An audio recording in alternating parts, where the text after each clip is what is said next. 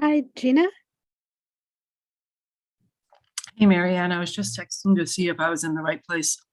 Yeah, We- that's what I'm confused. I went to the closed session link and nobody was there. So then I And came we back. usually see the whole room by now. Yeah, I not sure. wonder if they know we're not seeing the whole room. I don't know. Not sure. I sent a text a little while ago saying I would be joining via Zoom, and I'm not sure it actually went through. So I did not get a response back. I saw it. Oh, you did see it. Okay. Okay. So, all right, then. Hopefully they'll figure it out.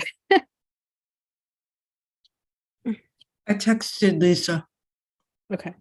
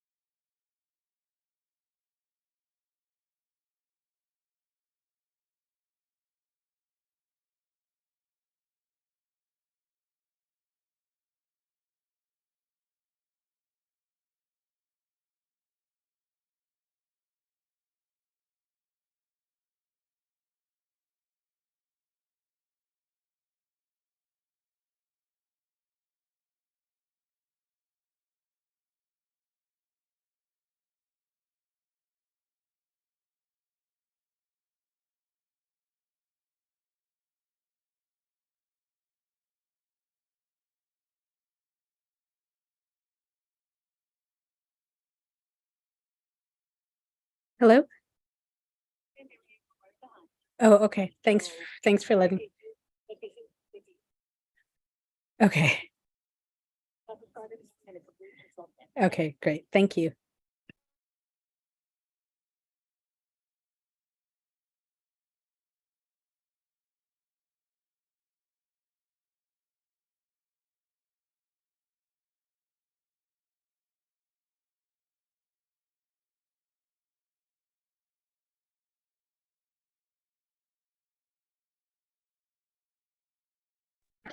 Well, you know, All right. Oh, I know. But you, I called.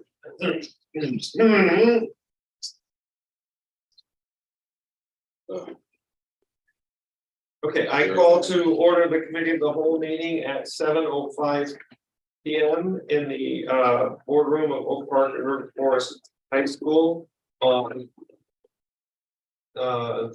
Thursday, the 13th of April 2023. And ask for a roll call, please. Ms. Spivey here. Dr. Maharaj, Here. Mr. Arkin, Here. Mr. Henry. Here. Mr. Montieri, Ms. Harris, Here, Mr. Constantine. Here. I move to enter closed session for the purpose of discussing the employment compensation, discipline, performance, or dismissal of specific employees of the district, the legal counsel for the district, and independent contractors and specific volunteers, including hearing testimony on a complaint lodged against the employer or against legal counsel for the district to determine its validity. However, meeting to consider an increase in compensation to a specific employee of a public body that is subject to the Local Government Wage Increase Transparency Act may not be closed and shall be open to the public and posted and held in accordance with this act. Collective negotiating matters between the district and its employees or their representatives or deliberations concerning salary schedules for one or more classes of employees. Second. May we have a roll call, please? Dr. Maharaj, Yes. Mr. Arthur, Yes. Mr. Henry, Yes. Ms. Harris, yes. Ms. Spivey. Yes. Mr. Constantine. Yes.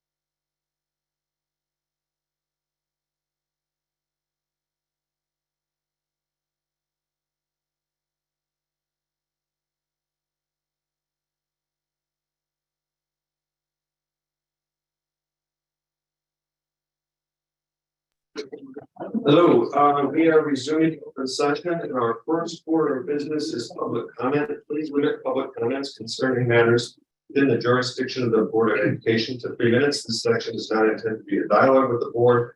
The response time for any questions will be up to 2 weeks. We have a total of 9 individuals. All will be allowed to speak within the policy time requirement. So if we may start, please. First speaker, first minutes, Mr. Campbell Bazar. I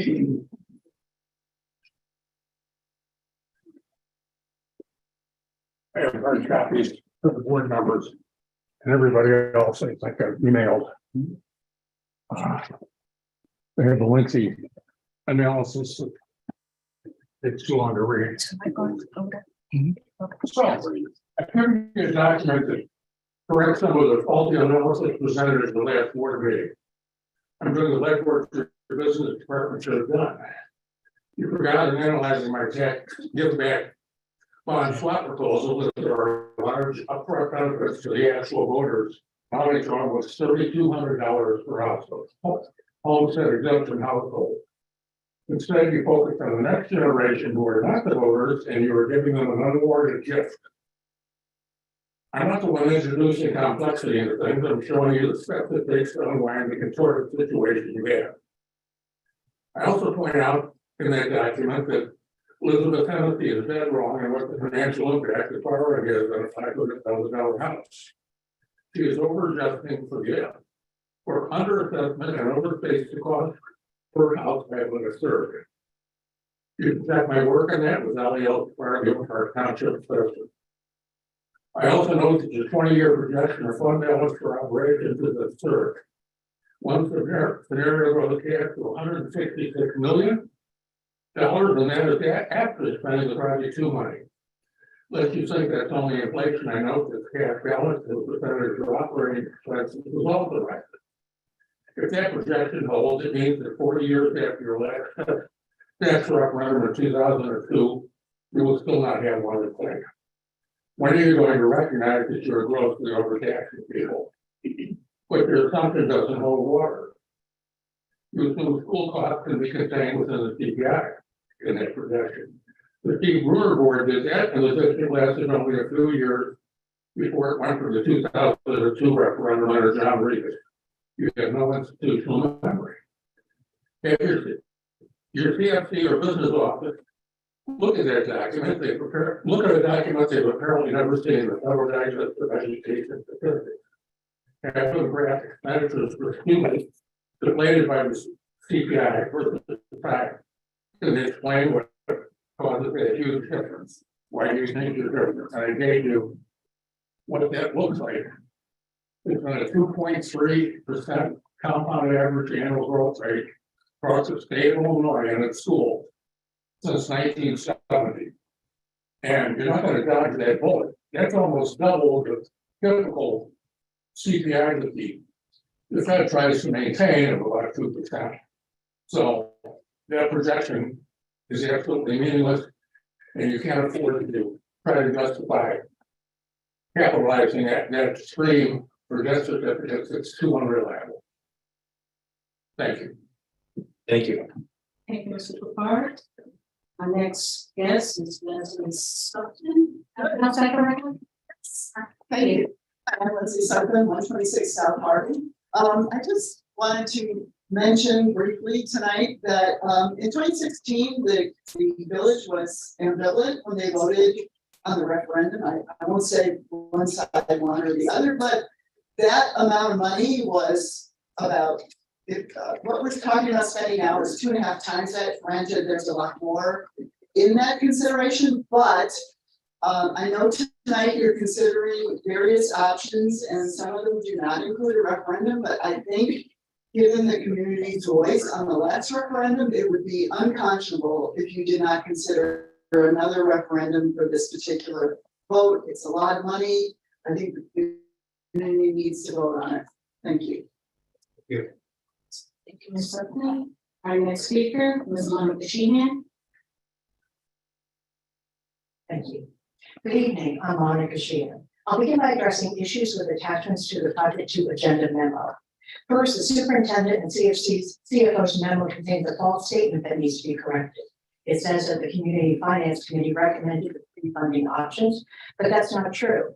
Instead, the CFC reviewed 5 options provided by the administration and its bond consultant and simply removed 2.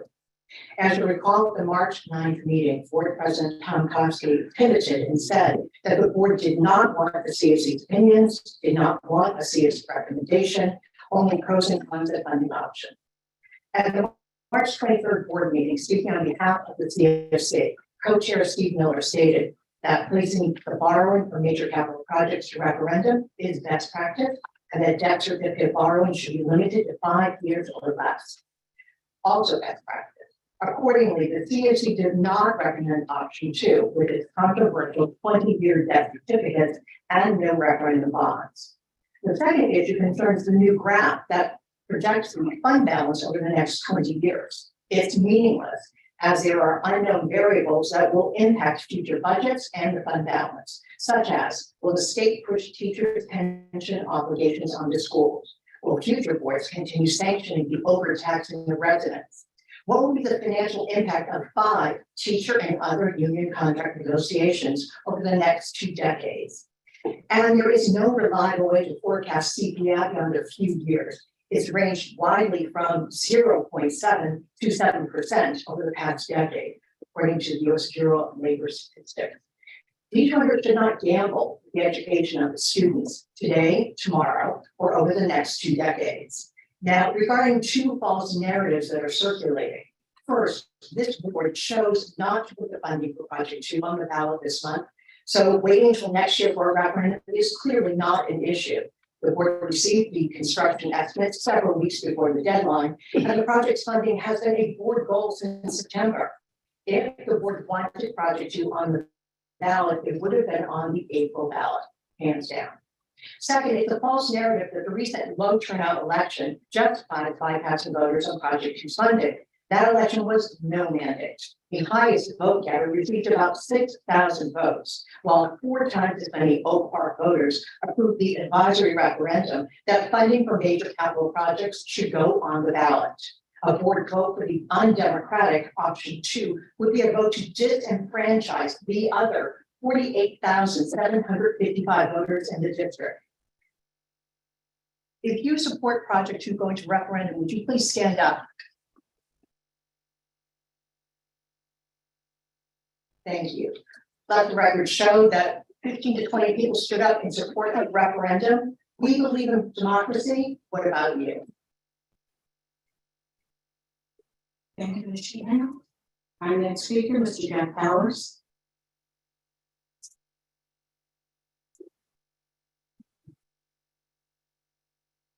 Hello, everybody. Knowing the unfortunate history of the surplus and with the chance to give taxpayers the same that they should have had years ago about the purloined money, rather than writing that path forward to egregious breach of its fiduciary duty to taxpayers, the current board instead contemplates repeating that mistake by ignoring 23,000 plus voters, 77% supermajority who opposed the likely. The board would also be ignoring its own CFC, which twice told the board that debt certificates were inappropriate and twice told the board that a referendum was needed. One of the CFC co-chairs gave the CFC report is the executive director of business operations for Schaumburg School District 54. It's the largest elementary school district in Illinois, 28 schools, 15,500 students, 2,000 staff. It's exponentially larger and more complex than your single facility district. He's also a CPA and has a chief school business official endorsement from ISU.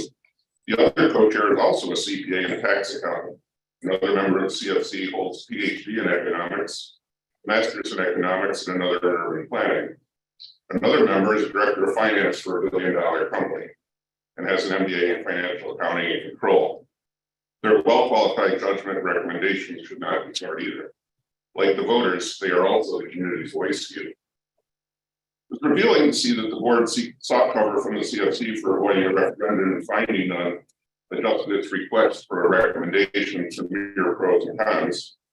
Also revealing about the process, residents having the fourth Raymond James administration corrected inaccuracies, falsehoods, debt certificates, as having no tax implication. That was viewed.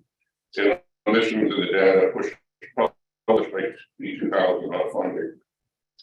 The most revealing thing about the process, though, is what was the board and the administration ignoring projects 3, 4, and 5, which includes 52 classrooms, 14 labs. You know what it includes, all academic oriented. Two of the board members, Ms. Mohan and Ms. Harris, asked about the effect on students by delaying project 2 1 year for a referendum. Nobody asked what the effect on students would be by delaying the rest of the project by a decade or more, if not eliminating. Superintendent Johnson wrote a pro-project 2 opinion piece in the Wednesday Journal that year entitled, "But this is what equity looks like." Looking at the state board negotiation report for the school, one gets a glimpse of inequity. The achievement gap is the most important and difficult equity issue at the school. Project 2 does nothing to address it. And looking at the English, math, and science work, you know what they are. There's a great imbalance, right?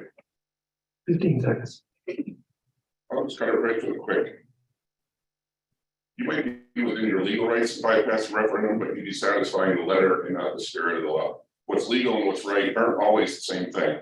Taxpayers are partners, not impediments. Issue fatigue is understandable. Please resist the misguided thinking to just get this over with. I hope people's egos aren't telling them how great it will be to brag. They were part of the board that brought this to a close. God has said it is built. Ignore the white noise coming from a small group offering scant justifications for no referendum. Do not ignore those 23,000 voters. Thank you.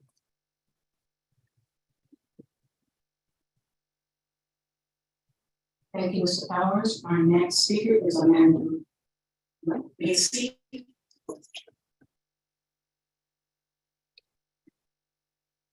My name is Amanda Massey. I live on the 100 block of Southeast Avenue. According to the comments made by the majority of sitting D200 board members during their campaigns, Fred Arkin, Tom Kosky, Mary Ann Moharaj, and Sarah Dixon Spivey, Project 2 funding needs to go to referendum. At the 2019 candidate forum sponsored by the Facebook group Oak Park Property Tax Law, both Fred Arkin and Sarah Dixon Spivey said their votes to bypass taxpayers on the pool was a mistake, that they wouldn't make that mistake again. The question was, can you allay the voters' concerns that we will not be facing another effort to either bypass voters on the pool or face a pool referendum that is not honestly and transparently marketed to the community? Sarah Spivey replied, quote, "This was one of the most horrible experiences of my entire life. There are a few things that I can list that were more sort of stressful and horrible, and I promise you I have absolutely no intent to do anything even similar. I was stupid, I was new to Oak Park and didn't properly gauge the appetite for this work. And I made a mistake that I regret and that I have regretted ever since. I could stand up here and self-flagellate all day long, but whether you trust me or not, I don't know. But I promise you, if I thought that was something that we would do in the next 4 years, I would not do it again," unquote. Fred Arkin said, quote, "I'll repeat what I think I said before earlier in the forum. First of all, my vote for an issue of non-referendum bonds was a mistake. And I have also said that going forward, I would not vote for issuing any bonds on any long-term facility issues other than this project one that we seem to have a community consensus on. But if we issue bonds, I will pledge that I will vote to have a referendum, period. Put it to the vote, the voice of the voters. I am saying that publicly and you can hold me to it," unquote. At the 2021 Seattle Forum, the question was, OPRF is in the middle of a remodeling project. How would you pay for it? Tom Kosky said, "The funding will come from the fund balance, the Imagine Foundation, and quote, we're going to need to go to the taxpayers to fire a referendum. And that's why I've been so passionate that we need to show financial discipline in our every operations to gain the trust of our taxpayers," unquote. Mary Ann Moharaj said, quote, "My understanding is that referendums are really useful tools. Here's something outside the day-to-day way that we're running things. We'd like to make this big change, so we're coming to the community and asking, do you want us to spend the money on this? That's the whole point. That's why you get to vote on a referendum. You don't get to vote on the day-to-day budget of the school." So the question is, did they really mean what they said, or did they just say that so that they could get voted in? how they vote on funding project 2 will show us whether they're a person of their word or not. Thank you. Thank you. Our next speaker, Mr. Peter Ryan.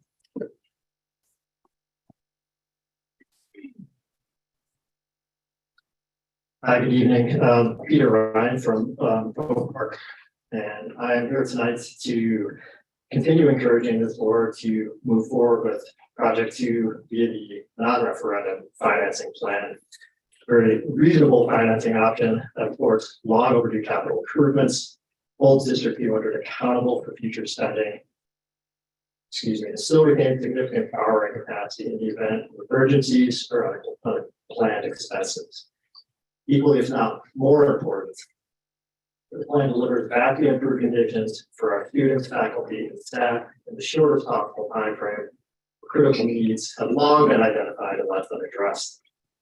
Finally, the non-referendum path spares our communities and this board yet one more year of exhausting and divisive debate on issues we know are worth the investment. With only a few exceptions, and as the recent election clearly shows, your communities support you in approving Project 2 funding and moving forward now.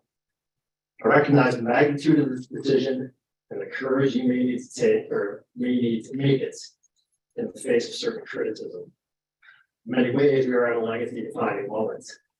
The entire Imagine process grew out of a community dividing referendum in 2016.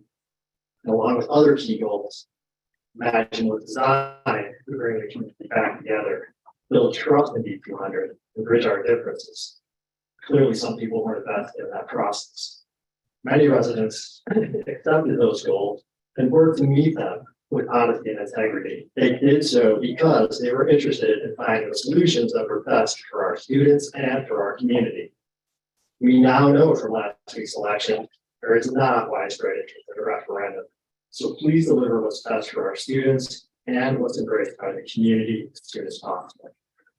Thank you, Mr. Martiri, Ms. Harris, wherever you are, and Ms. Spivey for your service to this board and our communities during what have been at times very trying circumstances.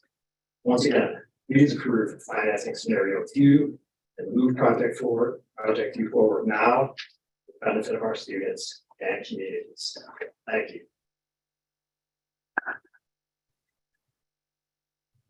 Thank you. Thank you. Next speaker, Ms. Allison Welch.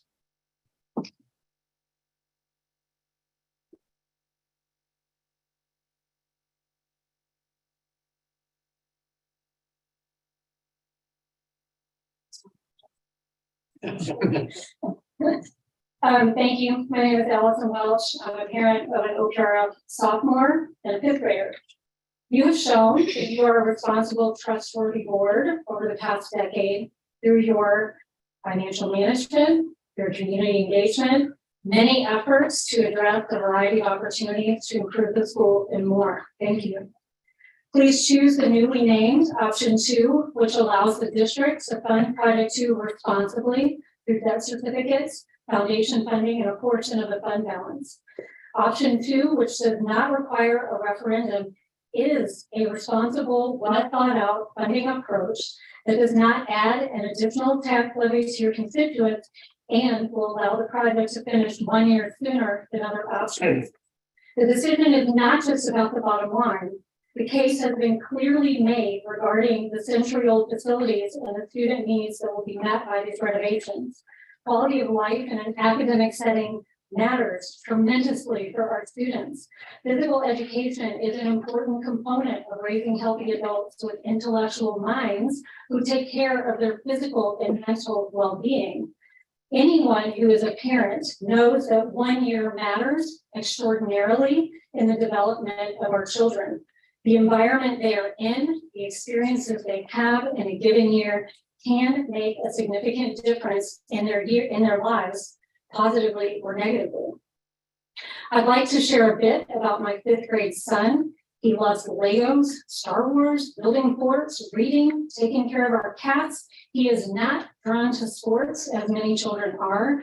And in fact, it can be a source of contention in our house as we negotiate expectations for this.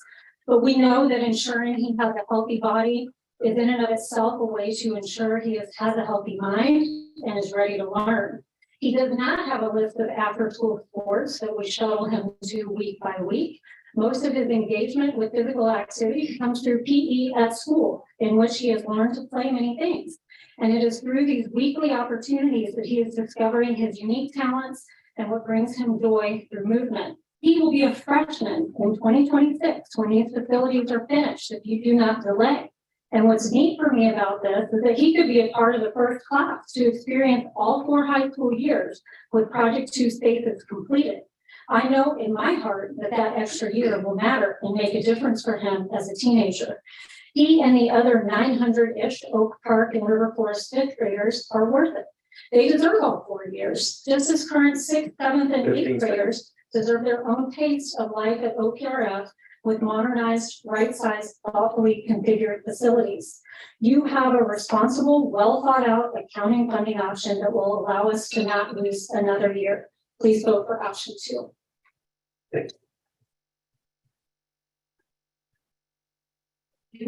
Our next speaker, Ms. Laura Huseby.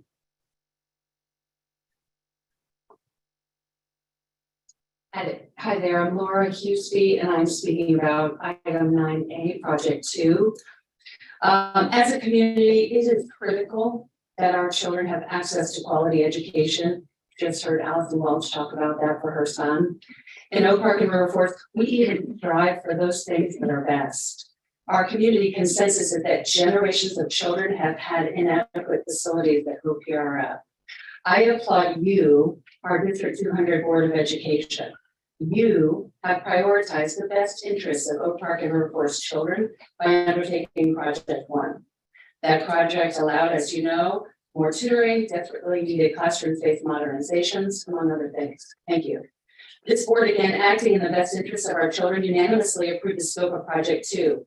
Until this project is complete, our community's children will continue to be disenfranchised by these unacceptable facilities. So much of the recent rancor has been on financing and governance options.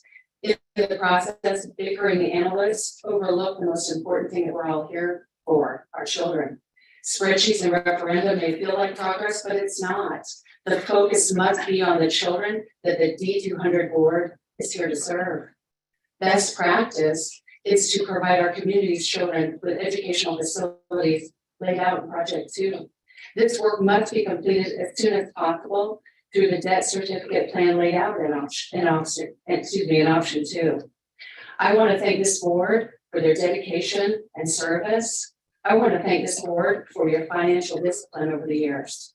I encourage you to consider not only the financial bottom line, but to prioritize our children's needs as well as those things that are best. Thank you. Thank you. Our next speaker, Mr. Mike Gibbs. I used to avoid these meetings to the best of my ability, and now I know why. Good evening, everybody. Thank you to the board for your service and certainly sacrifice for the betterment of both Park and River Forest High School. My name is Mike Gibbs. I was a Booster Club president for 10 years. I was president that signed the check that put the lights on the football stadium. My wife Sally and I graduated from OPRF in 1980 and 82 respectively. Our daughters Abby and Molly, Molly and Abby, were class of 2021 and are currently sophomores. Molly at Marquette and Abby is on the diving team at the United States Military Academy at West Point. Yes, she is the NCAA Division I diver that had to travel to Riverside Brookfield every day for practice. Enough about me. I'd like to talk about you. When I was a River Forest trustee for 8 years, it was my responsibility to act with what I thought was the best interest of the village of River Forest. As I see it today, I feel that your loyalties and duty belong not to the residents of Oak Park and River Forest, but to District 200 and the students and parents it serves. These duties supersede every other group in the community. I'm here to instill in you the courage to make the difficult decisions that are before you today. If you can look at yourself in the mirror in the morning with the belief that you did what was in the best interest of Oak Park and River Forest High School, then you did what you were elected to do. There are members of the community that do not share your mission or your responsibility to Oak Park River Forest High School. 3 board members were elected last week on a platform of moving forward. The voters have spoken in the most recent election. Now is the time for action. We know what the issues are, and so do you. This is your legacy and ours. Do not delay any longer. As in the past, I will do everything I can to support you in your mission. I just want you to know you have support in the community and encouragement for all of you to achieve those things that are best.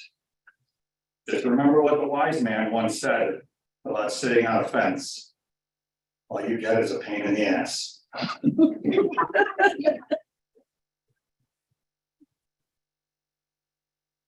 Thank you. Mr. Coxey, we have one additional public comment via Zoom, if time permits. We have, yes, we may accommodate one more, 30 minutes, yes. Next speaker is Mr. Maury Bernstein. Mr. Bernstein, if you want to unmute.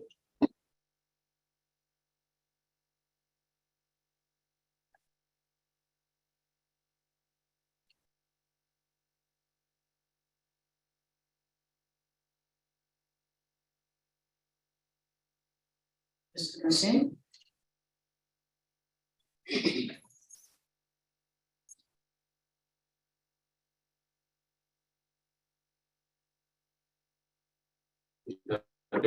He's there, but he's muted. He's frozen. All right. Okay. Okay, welcome. We will. I will send him an email afterwards for public comment. Okay. That concludes our public comments section, and we now will.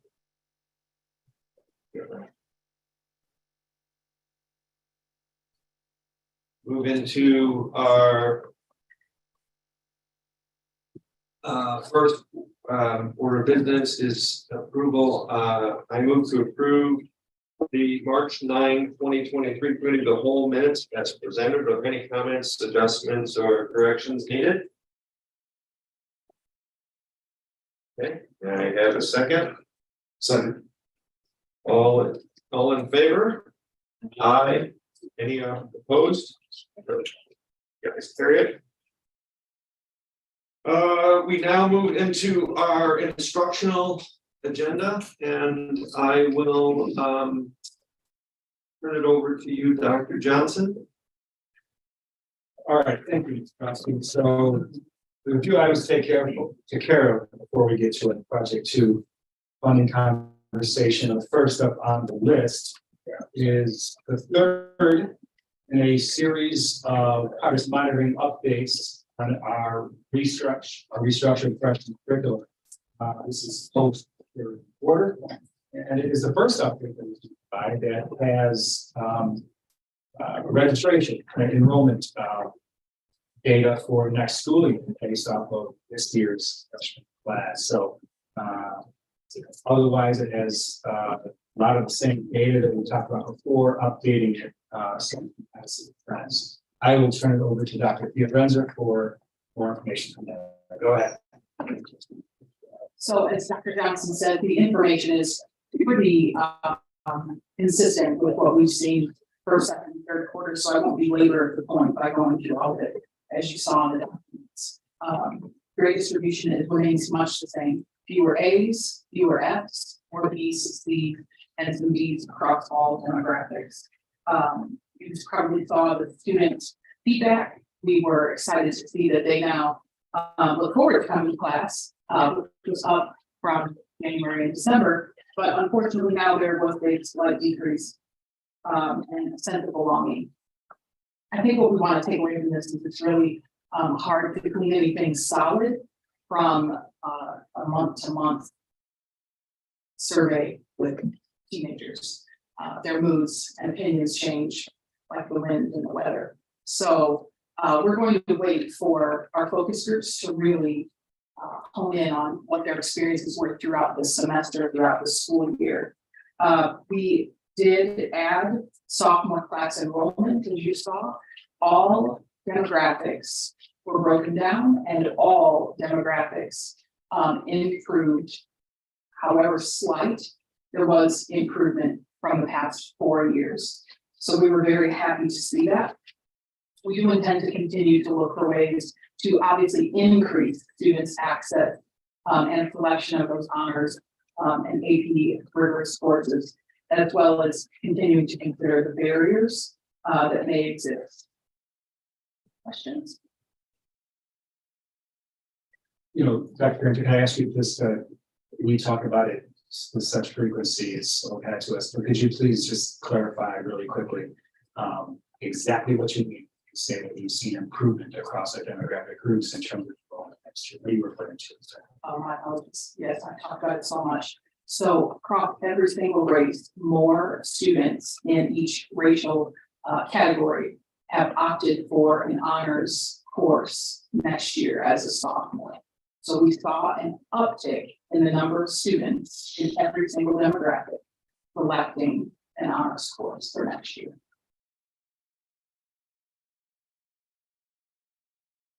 Please. Yeah, just 2 quick questions. Thank you for your work here and thanks for the data. I appreciate it. And lived with numbers my whole life. Just 2 questions, and they're, I don't even know if you can answer them today, but do you feel like you're getting close to seeing the end of the impact of the pandemic on the students? And do you feel like that's still another year or 2 away? That's just a question from what you're sensing in the classroom and you see on the ground. And the second thing is, do you feel like you have adequate supports to assist students that are opting more to take the honors program to make sure that they can successfully complete them academically, or should be looking at our resource allocation to determine whether we need to shift around from A to B to get the supports needed to make business. So they're both difficult questions. I think to answer, are we seeing the impact of the pandemic go away? I don't think so, but it's hard to know what is impacting what.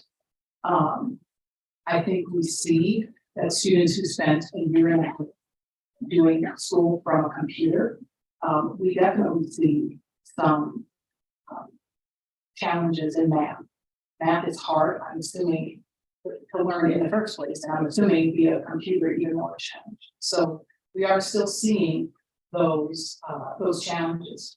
I think executive functioning, we can see that very clearly. That there are some students that are struggling with executive function, but you sat for a year and a half at home trying to do it yourself. To the extent, to the degree, I'm not sure, but we are putting things in place to mitigate whatever it is that's the result of the pandemic. So we are trying to do that. Do we have enough supports in place? I think we are at the place now where we are actually investigating that. We are asking inquiry questions. We're looking at some data to determine whether or not we do have those things in place. And we would be remiss not to talk to the students first to see, do they think we have the things that they need in place. So my intention is when we present the evaluation that we will in fact have that clearly outlined as to what we do need, what we don't need, what we might need to shift relative to resource allocation. Yeah, that'd be great. That'd be really helpful too, because then we could do that in context of the evidence-based funding formula and what works, and could really be talking strategically about our resource allocation to accomplish the outcomes we want to accomplish. Yeah, with better student outcomes. So thank you for that. Yes. One thing I want to just add to that, it'll be post your time on the board, which I suppose a lot of things are at this point in this material. But in May, we will be presenting as well an update on our multi-tier systems of support. Dr. Applewhite and our board analytics, Kristen McKee will be here to give an update on where that is, not only from an academic perspective, as this conversation is leaning towards, but also related to the effect of the pandemic, where we are with social and emotional support for our kiddos as well. So look for that coming in May. Again, definitive answer to that question, they're not linear as far as cause and effect are concerned, but we will be able to paint that picture a little bit more complex. Thanks. Sarah? Yeah, so much like everything is gonna be post us, but I'm really interested in seeing down the road the persistence data. Because I think these enrollment numbers are really remarkable, it looks like so far, but I wonder if the students get into the work next year, if there might be any kids who decide that it is too rigorous or too stressful or whatever. So I'd be curious to see how many kids sort of make it through these numbers, or if there's any sort of like fall off. We'll continue to collect that data.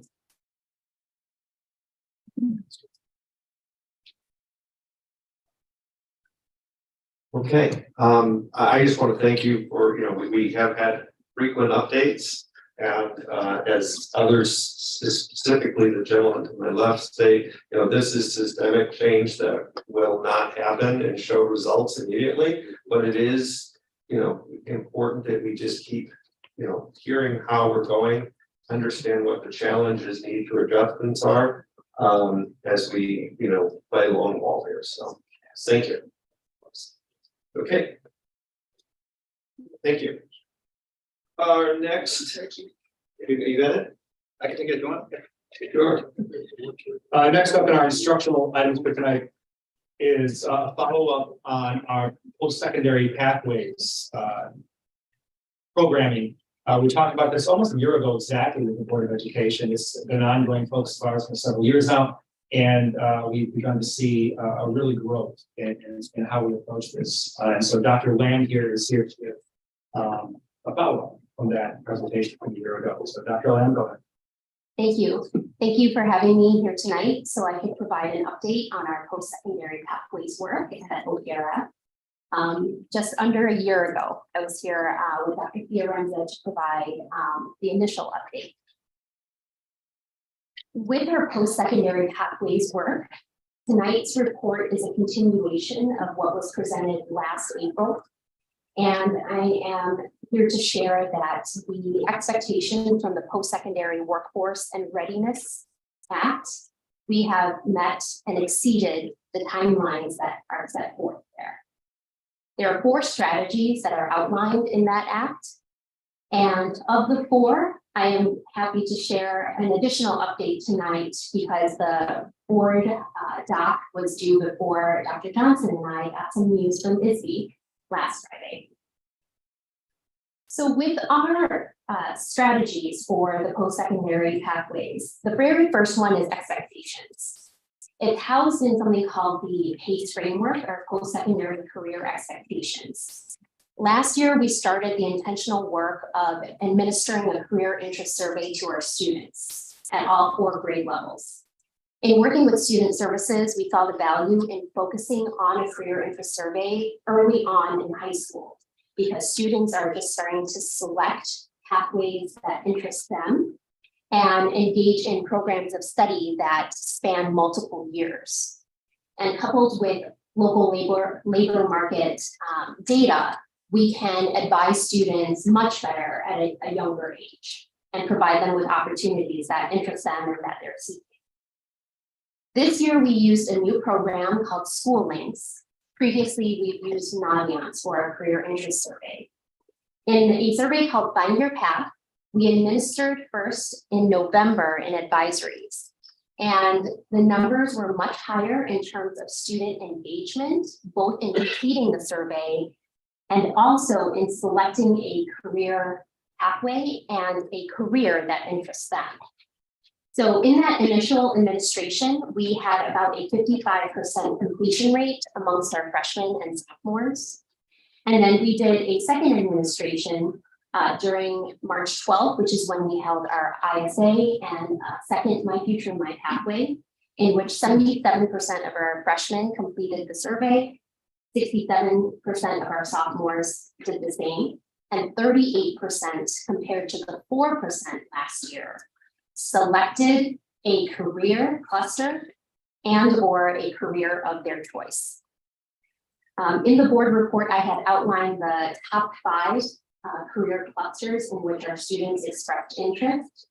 And I'm happy to share that Within the next strategy that we'll go into, I will link how our work is really echoing with what they're telling us. But before I do that, I will turn it over to Dr. Fiorenza, who will talk about My Future, My Pathway, which is specifically a PACE framework strategy in which we provide students with a post-secondary workshop or options workshop. So we held this for the second year. As you saw in the board report, 1,600 students participated. 204 sessions were held. 12 partners were external. Every division internally was represented by a number of teachers to comprise that 204. We were very excited this year to bring in 3 new partnerships, artificial intelligence and drones. So they came in and did a phenomenal activity. Students were very engaged. They brought a almost life-size R2D2 through the hallways, which was very impressive. Most staff and students took pictures. The R2D2 myself. And we brought in renewable energy systems, which also, as I'm sure we know, was a huge hit from our students, especially those concerned and passionate about sustainability. And we brought in city colleges of Chicago, and they were purposely here for the trades. They brought manufacturing, welding, plumbing, and HVAC, which was also incredibly popular. Moving forward, we got some feedback from first our students. They were very candid as you read some of their comments. So next year we will plan to shorten the My Future, My Pathway Day. It's too long for the students. It lasts until 1 o'clock. And so we're thinking maybe 11:30, 12, they can be released. They also wanted more sessions. Many of them indicated they didn't get their first choices because things filled up quickly. So we need to offer more. So we will also be soliciting more support from our community. And then with feedback from the facilitators, many of the outside organizations who facilitated a session really want continued opportunities to be engaged with our students. The realtors really found the students to be very passionate and inquisitive about that career path. So we will explore that relationship.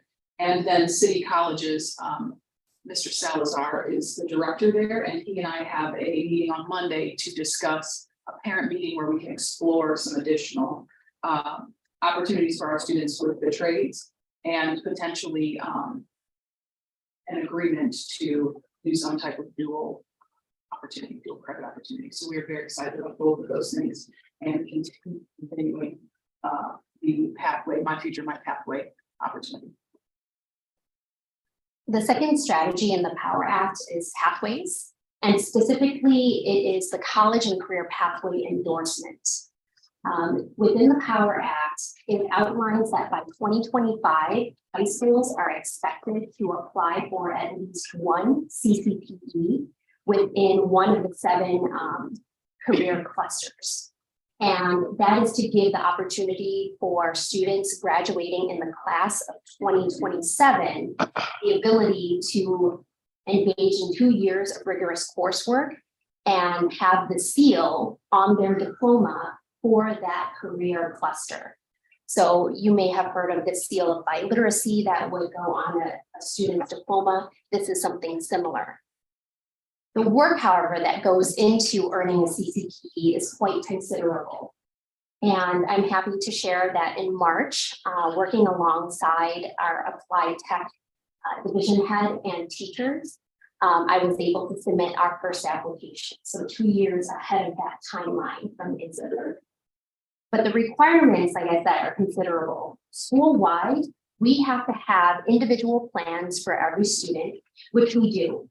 Our students have 4-year plans that they develop alongside their counselors. And then we also, as a school, have to be able to offer transitional math and English. That is to guarantee that students who complete these transitional courses with at least a C or higher, they have a portability code that goes onto their transcripts, which guarantees them placement in a college level course when they enroll in a post-secondary institution such as training.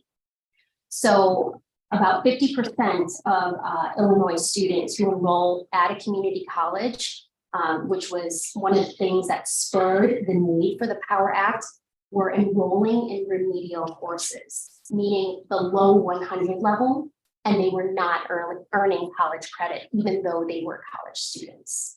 So our school does offer transitional math and English. We have 2 separate courses for transitional math and 1 course for transitional English. We also have additional requirements for CPE, but specific to programs of study. So last year, when I started this work, I did an internal audit to see which existing programs of study we have that meet more of these requirements, because we can be able to adhere to just a couple more things, bring in a couple more things to reach that goal. And the very top program was our CNA program, which falls under health sciences and technology. So within a specific program of study, we have to have it focused on a career pathway, which is CNA, have it be at least 2 years of coursework, that students are able to earn at least 6 credits of early college credit, have at least 2 team-based challenges in which students work in teams to solve real-world problems, but also in collaboration with an external mentor. So that mentor is not an employee of the school district. They are working in the field, and they consistently interact with our students so that they can solve this real-world problem. And the last requirement is 60 hours of work-based learning.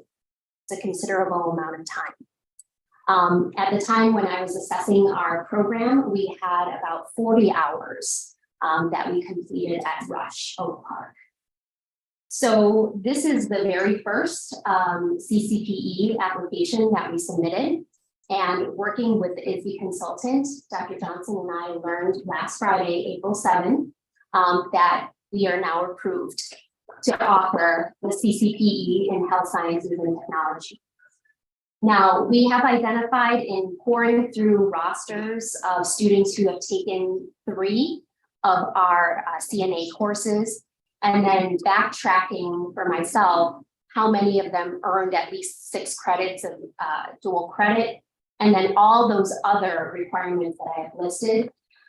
Even though this is just approved, we will have at least 1 student who will graduate with that endorsement this year. The other 3 that will meet those requirements are currently juniors, and they will have that opportunity to graduate with the CPE next year. But next year also brings another opportunity for more students who are enrolled in these courses to be able to meet those requirements. And this is I want to emphasize, very rigorous for teenagers, for students to be able to complete. But this CPE on their diploma will help them stand out amongst their peers. It will show employers and post-secondary institutions that they're serious about this coursework and they've made that commitment. Just to give you an idea of numbers, in 2021, within the state of Illinois, that was the first year in which any school district offered CCPE. It was only offered in 3 of the 7 endorsement areas across only 5 school districts for 47 students. Last year, in its second year, it increased from the 3 endorsement areas to 6. There's a total of 7 endorsement areas. It increased from 5 school districts to 16, and it increased from 47 students to 596 students.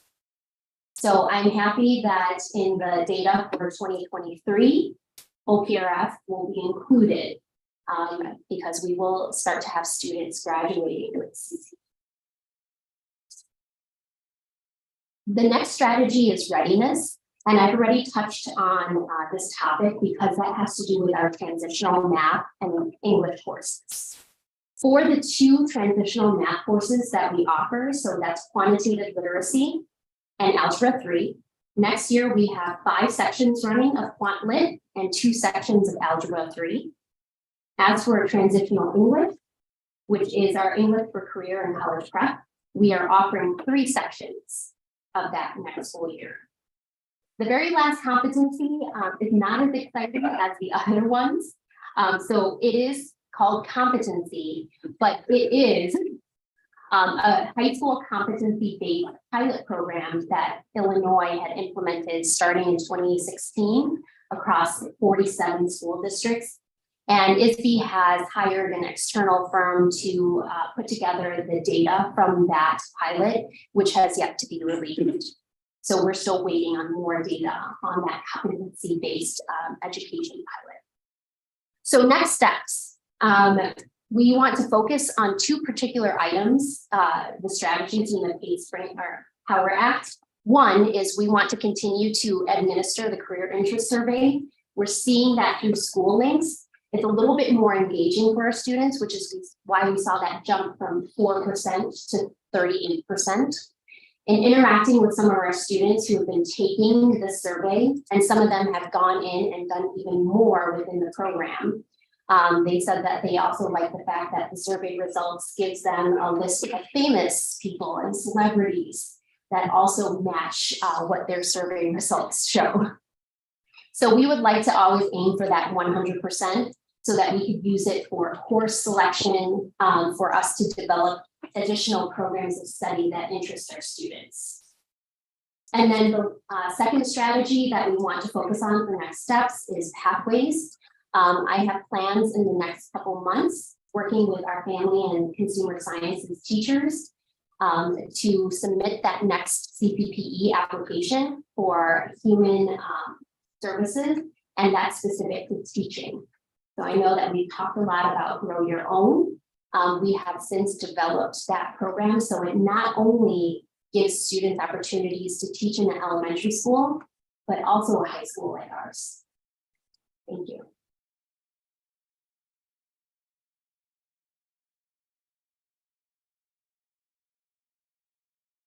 Thank you. And Dr. Perez, you know, I'm already going to say, this was back I ran on primarily for post-secondary options, different trades, so on and so forth. So I'm just impressed with the data.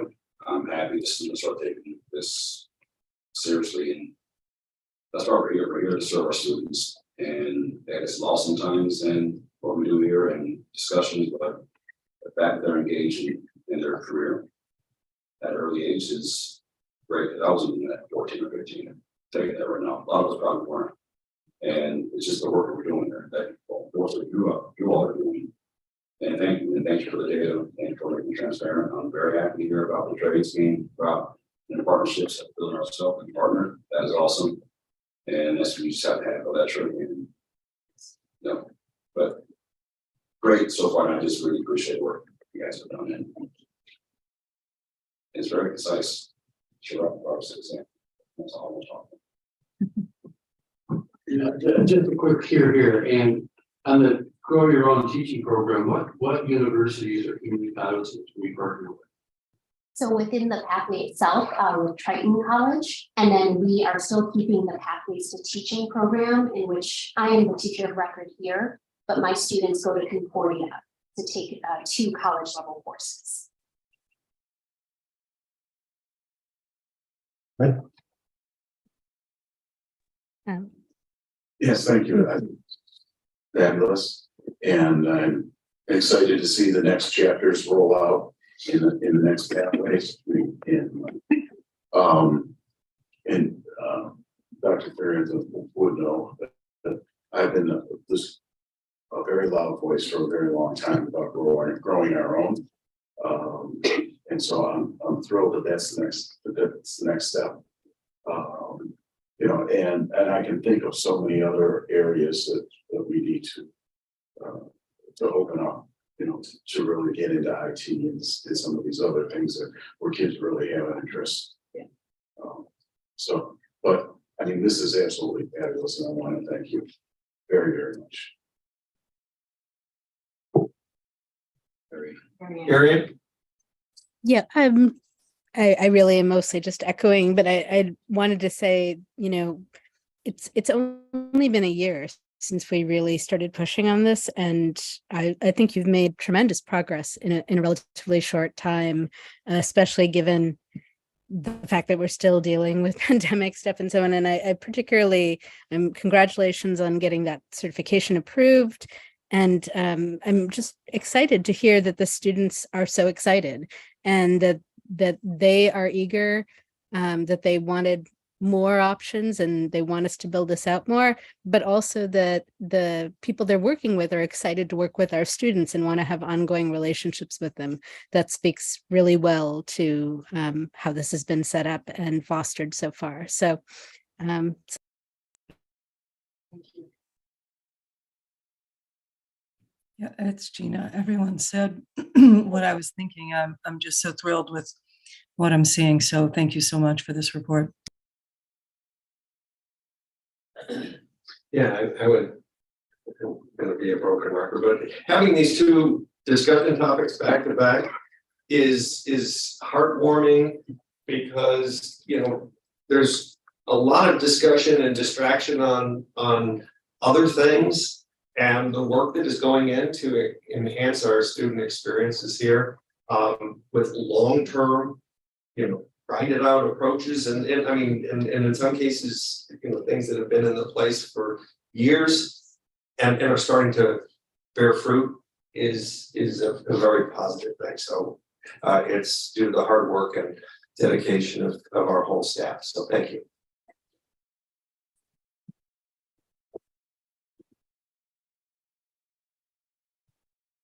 Yeah. Where are we? Lastly, one more instruction. Okay, yeah, I think there it is. All right, the last instructional item that we have is our annual updates to our behavior education plan. We have a few revisions here. This is now going into and planning for the third year of implementation of the DEP. And so Ms. Parker is here to give us an overview of what those changes are in the process that we've used. So I'll turn it over to you when you're ready, okay? Yes, I'm ready. Good evening, everyone. I'm actually here to present the suggested changes and modifications to the behavior education plan. We met for 2 months within CCB. And thanks to Mr. Henry and Ms. Harris for helping us get through the process of looking at the changes that needed to be made for the upcoming school year. And we had a discussion about each one of the changes. There were 11 that were brought forward and 10 of them were approved by CTV members to move forward to the board. And those were all found in the slide attachment that Mr. Payne is going to bring up here, but I'm going to just leave it up in case there are questions about any of the items that were there. Again, some of these were just changes in what level some of the response levels for the BEP, and then a couple of others were actual additions to language that we needed to add in there. So I will take questions if you have them. Yes. Right, yeah, so I had a question. For the most part, it made sense to me. I'm looking at the slides. Yeah, I guess that's what they're. But the one part that I was curious, and I just want to hear you speak to it. I think I understand it, but I want to make sure. So change number 1, alcohol, drugs, and tobacco in excess of 3 grams. That I think the intent with making this suggested modification to level 5 is because that's what we intend to be selling it, right? Versus like our personal use. Correct. But then we have for number 4, firearms and weapons, which sounds bad. We're starting at level 4. So I wanted you to just maybe speak to, I think I get why they're not both 5s or whatever, but if you could just sort of speak to that, especially in light of our safety conversation. Absolutely. Very good questions. The first one with the alcohol, drugs, and tobacco, it is because that amount means there's some distribution that is possible there. And so the level of concern in terms of the hurt and harm that it could cause within the building, not just itself, but to others, is what led us to wanting and suggesting a level 5 for that one. When you're looking at number 4 for firearms and weapons, that is a weapon other than a firearm or gun or look-alike. That is not the use of, it's the possession of something that's not a gun. And so that is why that one is starting at a 4, and it's not a weapon in use. So just to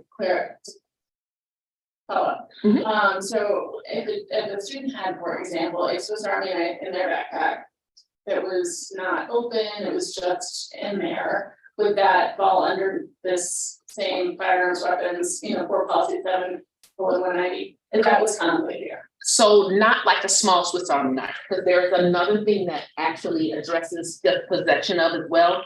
This is considering a larger a weapon. So for a Swiss Army knife, first time found, there's another possession of that would be used there. Okay. Mhm.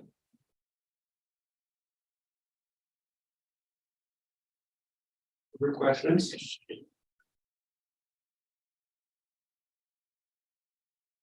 I don't see Mary Ann or, I'm sorry, can I ask you a question? please. So it says in the first start at level 4, does that mean you automatically have to be at level 4, or is it in the school's discretion to make it a 5? It must be at least a 4, but it could be. Only a 5 if it's a progression of a discipline act. So it would never start at an issue. Correct. It has to start at a 4 first. And if it's a progression of discipline for a student, even if the discipline happened in other areas and there's multiple cases, you can then look to progressing based on risk. Okay, thank you.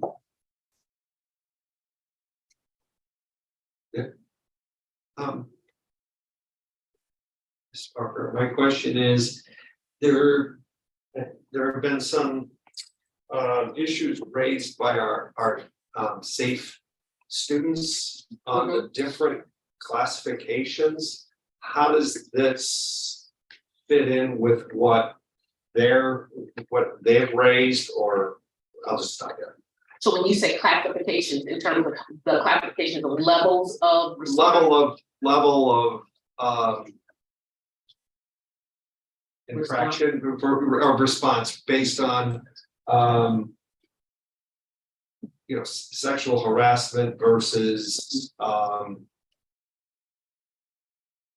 forget, but there's specific demands that they've kind of brought forth, and I'm just curious if we're processing that. yes. So we do not look at the levels of discipline in terms of the response levels in comparison to each other. So it's never like a weapon compared to sexual harassment. They're handled individually in terms of the intensity of the offense.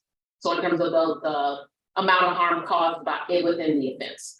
The sexual harassment in specific, though, in terms of an actual sexual harassment claim, has to go through the Title IX process first. So it does not go through the BEP. It is a federal law process. Once it's determined to be Title IX, it stays in that process. If it's not a Title IX, because you have to meet the criteria, then it can come back to our BEP and we can look at it for what it was in terms of a contact of a sexual or non-sexual nature. Because we have both in the book. Okay, thank you. That kind of loops back to what was shared last night, so that helps. Thank you. Okay, other questions? I think we're good. Thank you. Thank you. So we are going to move into our finance section. And there's been a request just to do a little quick shuffle, right? All right. And see if was it just B or B and C? It's B and C, certainly not a substitute as A, so. Correct. So we have two food agreement related items that are on the agenda, and it's just an opportunity. So we'll start with B quickly. Yeah, so Mike McCarthy, our director of food services here, and going to the podium, I'd like to change his face there. So if you could go ahead and take it away from here. Okay, thank you for letting me go ahead. The first on the agenda was our bids for next school year. So are there any questions?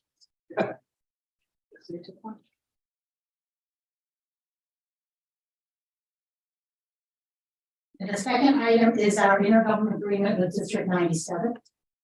Any questions? And yeah, my question is just the difference in costs from last year to this year. Please.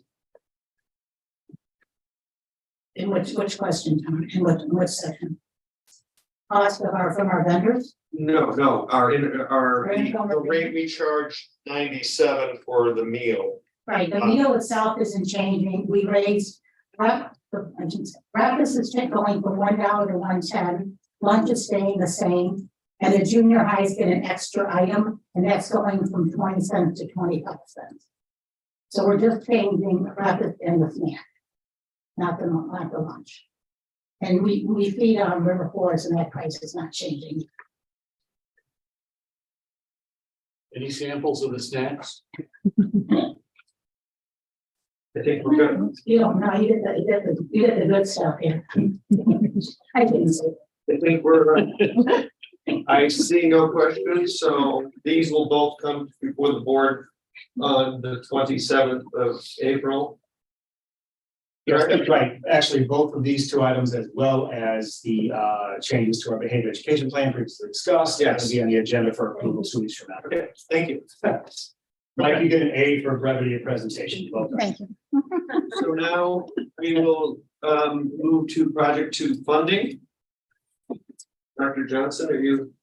Yes, let's go ahead and kick this kicked off. I'm going to ask Ms. Zador to come on up if she could for any questions. And I'm going to go ahead and get this conversation started. I have a few remarks I'd like to share with the board as we do so, and then we'll turn it over to the board for questions. Okay.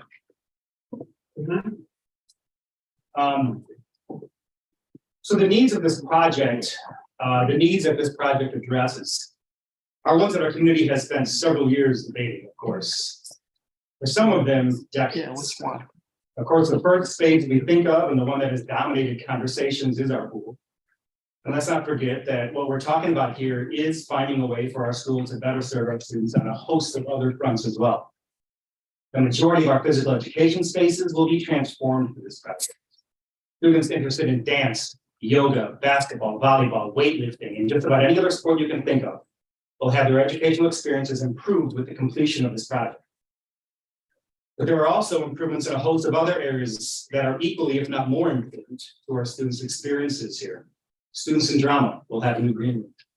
Accessibility improvements throughout the entire design, much less the addition of an accessible elevator in the northwest corner of the project, will help to ensure that all of our students, staff, and visitors will be able to freely and comfortably take advantage of all of these new spaces.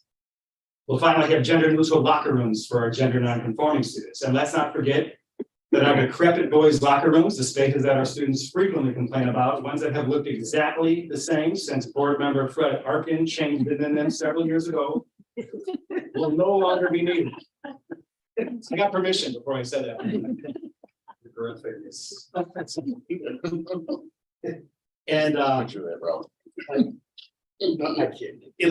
there's no need for that. But they'll be free to be renovated as a result in future projects as a result of the work on project 2. And we shouldn't also forget that these improvements do pave the way for future ones. Project 2 is one that is necessary before any of the future work in projects 3, 4, and 5 that bring in long-awaited improvements for performing arts, and the field house can be considered. In fact, baked into the plans is the footprint and infrastructure to preemptively set the stage for those future improvements. So I thank the board for recognizing, the validity of these needs and the necessity of addressing them by approving the scope of project 2 earlier this semester. So with the question of what the project should be having been asked and answered, we are left with the question of how to fund it, as we all know. The process has been debated with the board's community finance committee. The administration's primary responsibility throughout this process has been to provide support as well as to observe, listen, and learn. And we have brought information, learned and revised, and brought new information when it's been requested. When we realized we need to revise and shore up some mistakes and some information we've shared, we've happily done that to make sure all the information is in front of the board and the CFC as we make these decisions. In some ways, that's still our role tonight, as it is the responsibility of our board now to weigh in on the 3 options that are in front of us. However, understanding that the board relies, and in 2 weeks will rely, on recommendations from the administration, What is ours for the board? Well, a formal recommendation won't come again until 2 weeks, and that recommendation will be influenced by this conversation tonight. The lens we use to determine what the recommendation is the same one that we use for all of our decisions. Our primary objective is to advocate for the needs of our students. And as we move into the rest of this discussion tonight, my overriding ask for the board to consider is that if there is a fiscally responsible way, a way that is appropriate for the long-term finances of the district and fair to our taxpayers to meet our students' needs sooner than later, please take that path. This isn't a matter of just waiting one more year. Over the past decade plus, the district has waited that year and another, while our students continue to be educated in substandard facilities. There are some very good reasons to go to a referendum with this project. Finally, having a definitive public vote is a leading one that needs to be considered. From my conversations with many of you, I don't think anyone wouldn't like to have a referendum already passed this project, settling the public debate on this matter. But as I already noted, the question of student needs answers itself. To answer a question posed by board member Harris 3 weeks ago, every year we delay the project, 3,300 students are affected. Every year we delay, we ensure that another set of over 800 students will never experience these new facilities. And so tonight, I hope you'll dive into the question of whether there is a fiscally responsible way to fund Project 2 while ensuring that it is completed by 2026. So why should the board consider this? Let me start with the questions asked last time we met. The majority of the questions have been answered in the packet, and I'm sure that if you have further questions on those, you'll ask them. However, there was one that was left unanswered, and as we were waiting on some modeling to be completed on future energy costs, we were unable to provide that with specificity. Question 4 in the packet from Federica asked how yearly operating costs in the new building would compare to the current one. We worked with Database Plus to help us determine an answer here, and I received information just a few hours ago, which essentially tells us that it will be a wash. So the new building would be about 55,000 square feet larger than the existing one. That's about a 50% increase over the current size of the footprint of Project 2. The new building, even being fully air conditioning, would use 32% less energy per area than the existing. While we also will need to clean additional square footage with the new construction, offsets the overtime and engineering costs needed to keep the old pools running, make this also a negligible difference. I'll be able to share more specific information in advance of the regular meeting 2 weeks from now, but I wanted to make sure that information was out as we continue the discussion. So finally, before I turn this over, as we'll be able to see in the rest of the data that's included in our packet and that we're going to discuss tonight. Over the past several years, our district has made systemic changes in how we manage our finances. Our administrative team, along with both support and press from our board, has worked intentionally to do this responsibly. As a result, we've seen our expenditures get in line with our revenues that have intentionally been less than the cost of inflation. We've been able to do this through addressing 3 areas: how we've restructured and our negotiated agreements, how we've implemented zero-based budgeting practices that Cindy brought in when she was first named CFO a few years back, and of course, our utilization of the evidence-based funding model to monitor our spending in key targeted areas. And all of that needs to and must continue as we move forward. So with that said, Tom, I turn this discussion over to the board for any further discussions and questions. Okay. And I'm going to go a little out of order in terms of what I'm going to do is now provide a little more support to answer some of the questions that were asked last time from a factual standpoint, and then we can open it up to the rest of the board. So who's queuing up?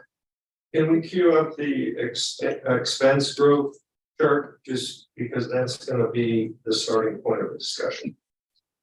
So while that's being queued up, I do want to thank the CFC who provided us with 3 options and data as was initially requested.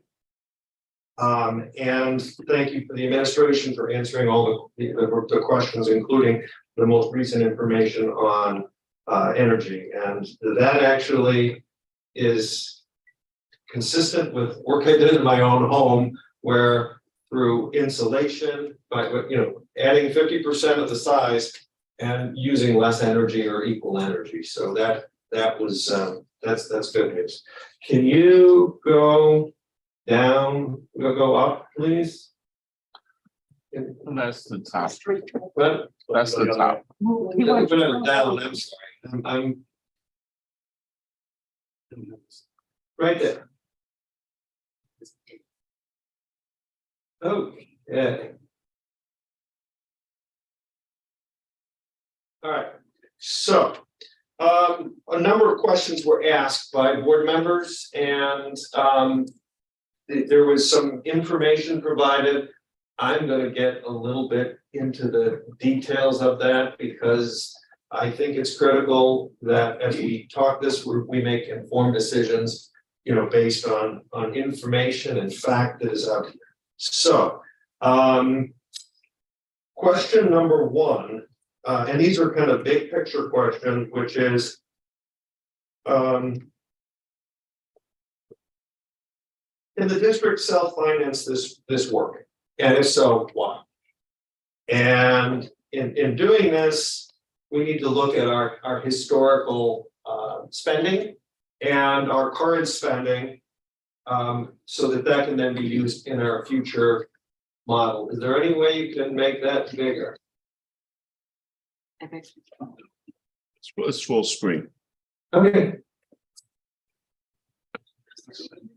Can you zoom in? We could try.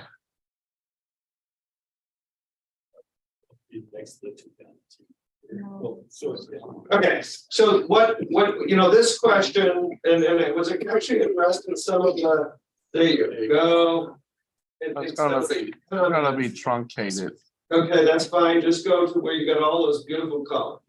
Okay, so the question really is, what has been our history from an expense standpoint? I've talked a lot about our history as, you know, things we've done on the revenue side in terms of various tax moves, but the community has voiced it, you know, and rightly so. What are we doing about spending? And so this is a 20 year view of what our rate of spending increase has been.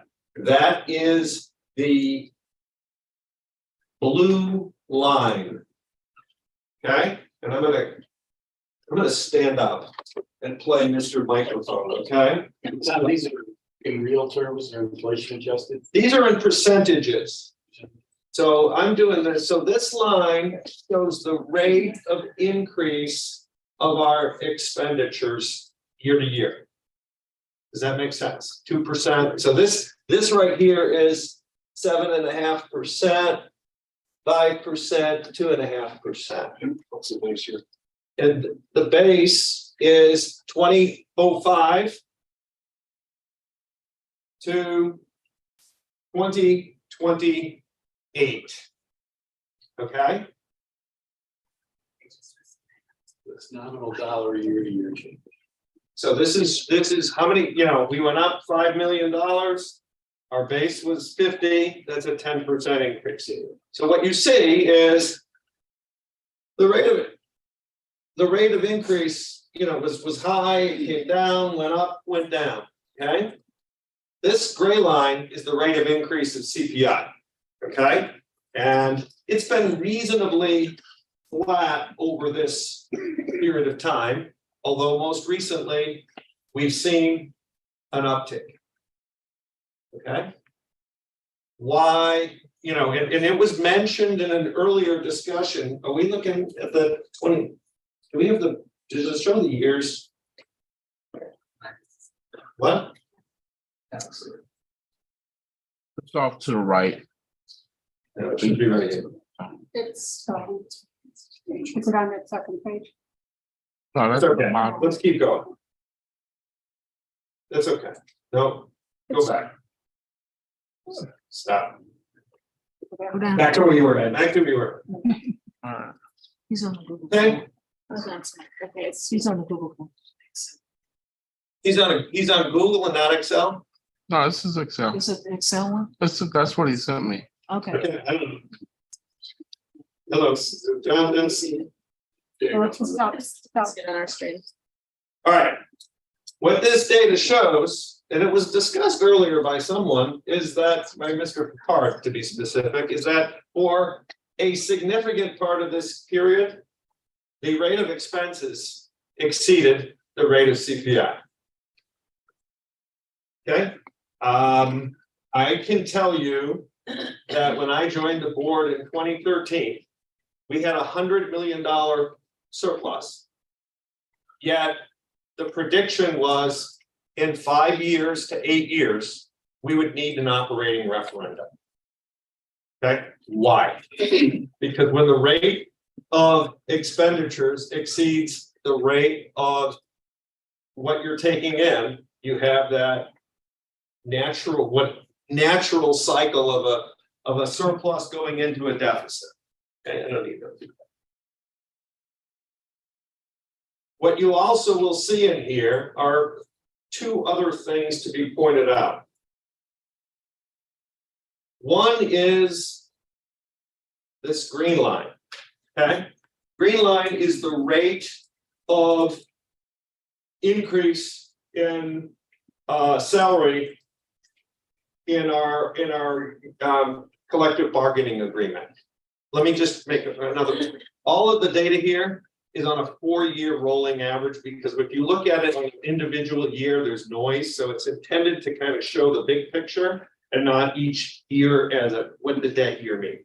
Okay, so it's smoothed out from a 4-year perspective just to kind of allow us to see things. So what you see here is from the year 2005 to 2013, their increases in our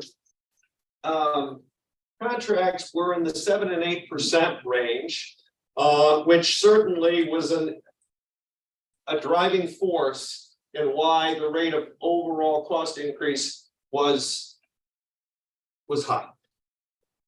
So that's one. Since 2013, we've put in place a data-driven approach where it's look at what's the market, what are our resources, and it's a data-driven approach that's fair, but is factual, and we've basically smoothed out the level of compensation,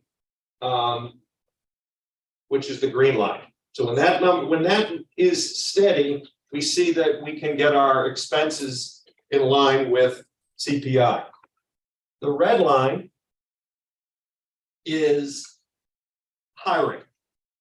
Okay, so what you'll see is there was a pretty good spike, a spike of hiring back in the early 2000s, and then it somewhat tapered off. Let me clarify that every year we have hiring at different levels, but what you're talking about are additional. This is incremental staff. Additional. New employees, new FTE. And this is across the entire institution, just looking at that rate. So there was a hiring surge in this period after the referendum, right? There was a hiring surge with some nice contracts after the referendum.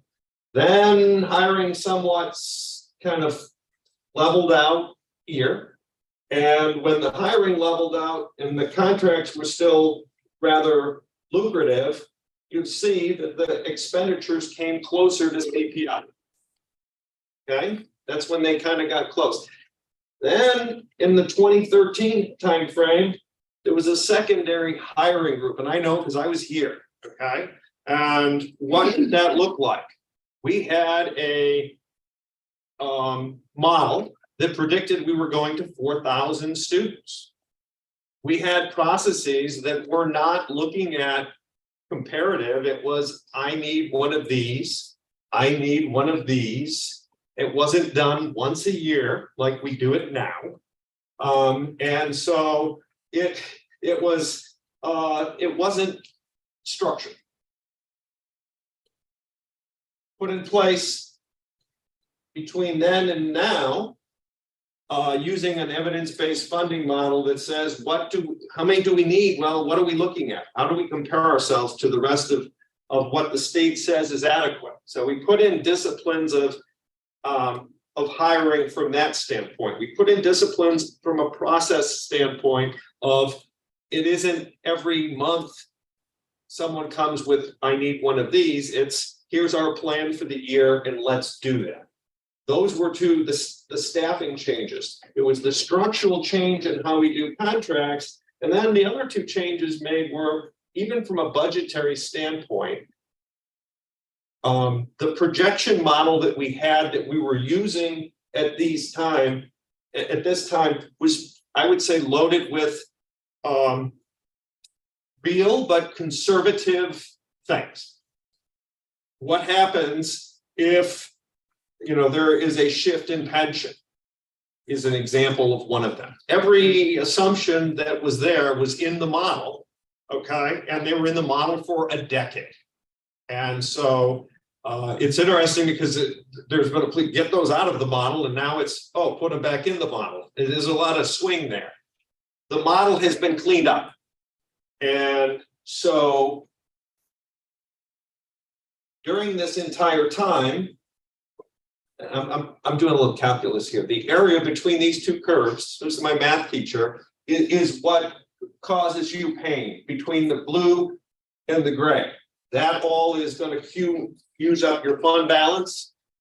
We had, that was the norm. Since we've made these structural changes, we have seen the rate of increase being above up here. Now it has come down to, and it now mirrors and has mirrored what CPI is. And if you take the 10-year, the 2028 for a period from 2018 to 2028, those lines are basically staying in step. Okay, it isn't because it's been done through structural changes in how we work with our contracts and how we deal with hiring and how we deal with our budget. So what does all this have to do with funding of Project 2? I will tell you that in all of the, many of our projection models up until recently weren't showing a surplus in the future years. Okay, this kind of a curve says you're going to eat away and you're going to go down. The last number of years, really since 2021, okay, we are now seeing that structural, we're seeing a surplus and a sustaining surplus in our operations because of the way we've managed and changed how we handle our costs and our spending. So that puts us in a different light than we were here and here. So that's going to be a key piece as we look to the future models. What will it look like? So, board members, questions on what this means, if anything? What? No, I understand what it means. My questions has to go, when you talk about the model in the future years. Yep. And we created, as I understand it, we created through our actions a surplus since starting probably 2021. A sustained surplus, right. A sustained surplus, because it was there, but it was in future models. No, it was always predicted to go away as long as you were in a position where you were spending more than you were taking in, spending more than CPI. So as long as we were on that side of it, that's what we were seeing in the future models. Right. We are no longer seeing that in our models. And so, my question is, that when you say sustaining, is how long and how far out would we be able to sustain? All right. These kind of keeping the expenditures and revenues, a small buffer between them. Can I ask the same question but layer in something slightly different? Yes. That's where I was going to. So for those of us, especially who are leaving the board, who will no longer have any input into any decisions, how do we ensure that this is how it stays? You know, for the bioscience or future, right? Like, how do we?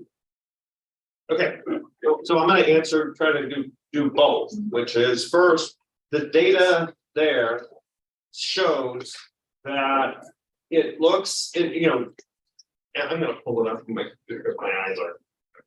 Okay, sorry. I'm just gonna give you years. But the answer is 10 years, okay? We are at a point where we have 5 years of sustained at or below CPI and 5 years moving forward of real data, meaning it's the model that we typically use that has not broad-based assumptions. It has, Cindy, you can talk, it has our salaries, it has our benefits. Insurance, it has insurance, it has, all of our large expenses that we have in that. So, excuse me. So that's usually what we look at always too, is our revenue and our expenditures to make sure that we're always in line with that. Plus also too, what we're going to be spending on capital. So that's, give me a half a second here now. Get to your question. So,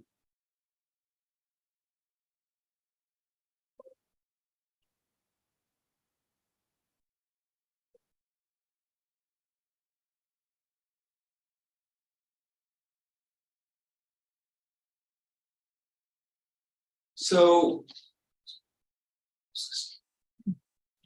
the data here on a slide, what the data says is that we've got 5 years of backwards and 5 years of year in that are projected to be at the CPI level, which is a 10-year span. Prior to that, we have 50 years of being above. Okay, so that's the data. Your question, Sarah, was what can we do for the future? I would just say, what is it that got that? And it was putting in place systemic ways, and it kind of comes to Ralph, your comment. Systemic change takes time, okay, but then needs to be sustained. And these systemic changes, it took us years to kind of get them fine-tuned, but I'm just saying the evidence-based funding model that is used, the budgetary models that we use, and the negotiating models we use are systemically in place to assure that we're staying true to what using data in driving decisions. Excuse me, the one thing I would add to that is our change in capital planning, right? When I first got on the board, we weren't doing capital needs planning, the board had historically done it.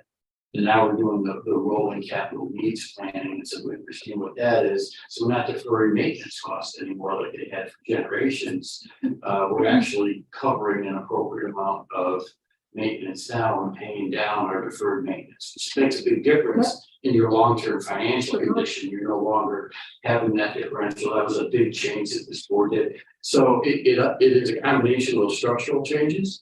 And if you look at the red line, the staffing delta, that'll explain a lot of why the cost control stays there, because our biggest cost is labor. Yeah, 75% of our expenditures are tied to people, and so that's there. And yes, you can see, I mean, what this data tells me is that people is the big, adding resources is the biggest cost. And does this mean we're gonna, need to cut resources? First of all, we are at 138% of adequacy, so we built up, and anything moving forward would be maintaining ourselves, right? It's not cutting back, but that's what those two red spikes were surges in providing additional supports to our students, in a number of areas.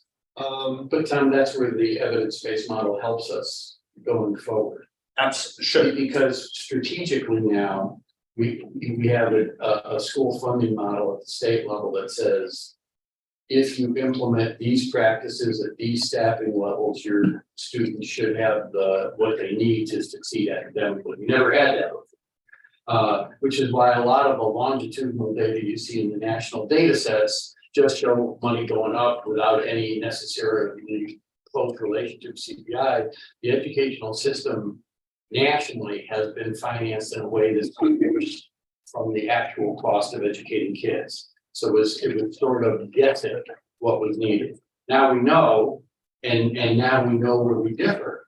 And so when we get, hopefully going forward, future boards, when they get in situations where the administration is saying we need to adjust personnel and resources, we'll look at the evidence-based model.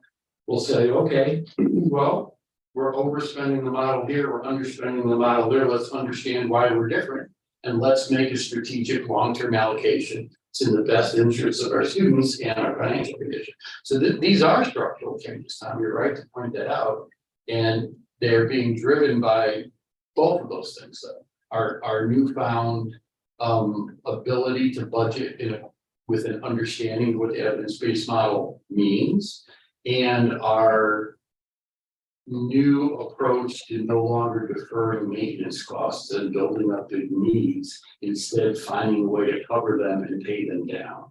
And we've paid a bunch of them down, and now we're in a much better position because of it. The only thing, you know, in looking at the data, and I'm just giving you my, you know, as I've looked at it a lot of different ways. The one observation I would say is that the data says that we have been able to stay within CPI for that period of time. There is a brief period where we kind of show that our expenditures are higher than CPI. I mean, it's narrow and then it goes under, and that is, and this is in the transition in our model from today into lower planned inflation. Said a different way, if we were to sustain in a mode where we were above PTEL for an extended period of time, then you're in trouble. The model does not assume that the short-term model says that inflation will come down over the next few years and reach historical norms. So I just share that. That's a huge assumption. If this were the 70s again and we had multiple years or, you know, a decade of inflation greater than 5%, at that point, then, you know, the district has the challenge of being limited by a 5% cap. And so that is tying one hand behind our back. Okay. But outside of that, the data says that we have and we plan on maintaining within the CPI for a decade. After decades of being grossly over. So, okay, so we're going to move to door number 2. Okay, can you flip to the second chart? So you know, the questions that were asked that this all relates to is, you know, what happens if, you know, if the district, you know, what's its ability to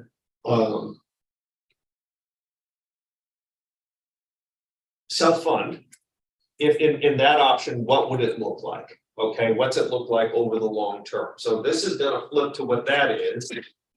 Okay, if we can get the chart up. And can we make it bigger? Yep. Like a lot bigger?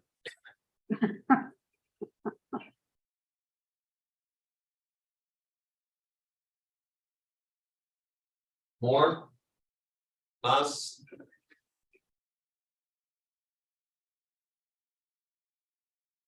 I don't know if you can change it though. Is he in the wrong?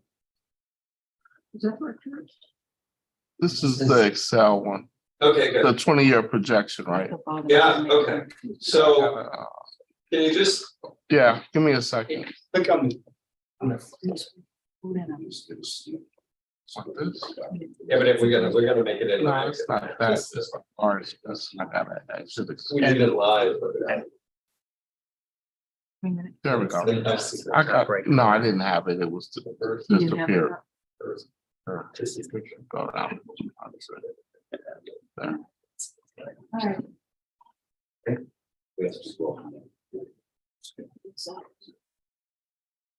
Okay. So the question asked by the board was, what does the long-term, how do the three options, or option, the old terminology, scenario 2, 4, and 5, now scenario 1, 2, and 3, okay? What do they look like over the life of the funding? The life of the debt? That was a question, Sarah, that you had asked. And so obviously, when we're talking about what it looks like over the life, now we're talking about 20 years and what are the assumptions that are there, because any assumptions you make are, setting the course for the long term. When the board has already seen what it looks like through 28 in the data that Cindy's provided, that's the detailed data, but that really doesn't show the long term. So if you look at this, what you have, and what's the axes? So those are your three options, which the green is it's too old for it. Green is, yes, is too old for it. Thank you. What's the middle color? Purple? Purple. Okay, that one is 3, old 5. That's right. And the red is 1, old 2. Right. Okay, so this says, this right here is a model, and there's the biggest assumption of all. The biggest assumption is that the district will sustain its ability to manage its expenses as was just demonstrated for a 10-year period or a forward 15-year period. Translation: expenses will grow at CPI. There are those who say it can't be done. I would say let those who make it happen get out of the way and let people do it. Okay, use your tools to make it happen. This shows what would happen in that scenario, and what it shows is this is in dollars, and the other chart was in percent. Okay, but it shows that even in the base case, there's a slow increase in the rate in the fund balance accumulation. Okay, percentage wise, it would pretty much be maintained. The percentage would be 50, it would be at the end of 20 years, get up to 60%. That's at an assumption that says expenses are maintained at CPI. Okay, so, and I don't know if you can do this. Let me come over there and help you. You want to go to the next one over? No. Yeah, well, you can do that, but okay, and that's the percentage. What I want you to do is, oh, my glasses are over there. You'll go up. Just. Can you? I don't know how to. You want me to go up? Yeah. I want to get to this right there. See that 2? Yeah. Go up there. Okay, so now The question is, what happens if we don't maintain expenses in line with CPI? So now you take that 2 and change it to a 3.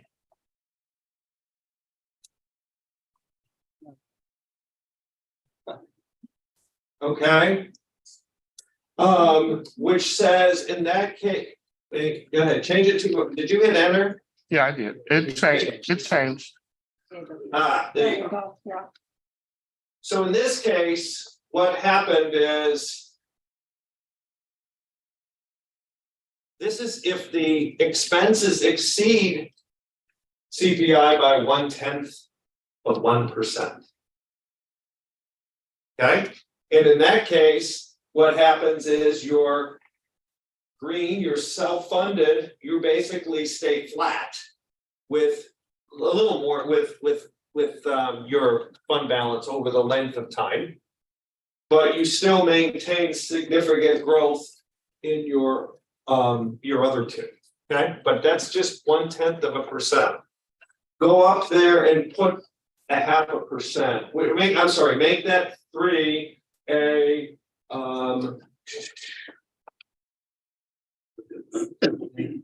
6. Let's go for 6. There you go. So in this case, if you start exceeding expenses by 0.5%, what happens is your referendum cases, which are the red and purple, show that you're increasing. And Fred, you were I'm just trying to respond. You asked a question, at which point do expenses exceed revenue? Okay, the answer to that is it's the point where that curve changes shape. It's the peak right here. So this is where it crosses over, right? And you start eating away at fund balance. Obviously, the more CPI, the more you exceed CPI, the worse things look, which is why, coming back, in 2013, when we're sitting on $100 million fund balance, and the projection model says, guess what, folks? In 2018, we need an operating referendum. That was my introduction to the D200 school board. Well, we didn't have an operating referendum in 2008, okay? Because assumptions that were said didn't materialize, etc. So it's a very dynamic piece, and you can say which one's realistic and which one's not realistic. We've got to make those decisions. So I will stop and let you guys ponder and what questions you have. And this is really just centered on what our ability is looking out into the future and such like that. Then we can go to the other questions. Brett. We go back to the last graph, the one with the dollars.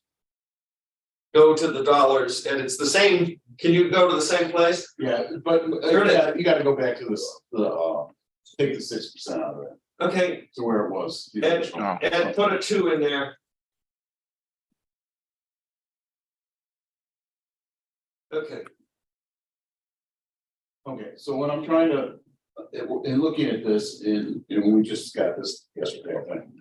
So look at. Yeah. So as I understand, all right, we're looking at fund balance dollars over time. Yep.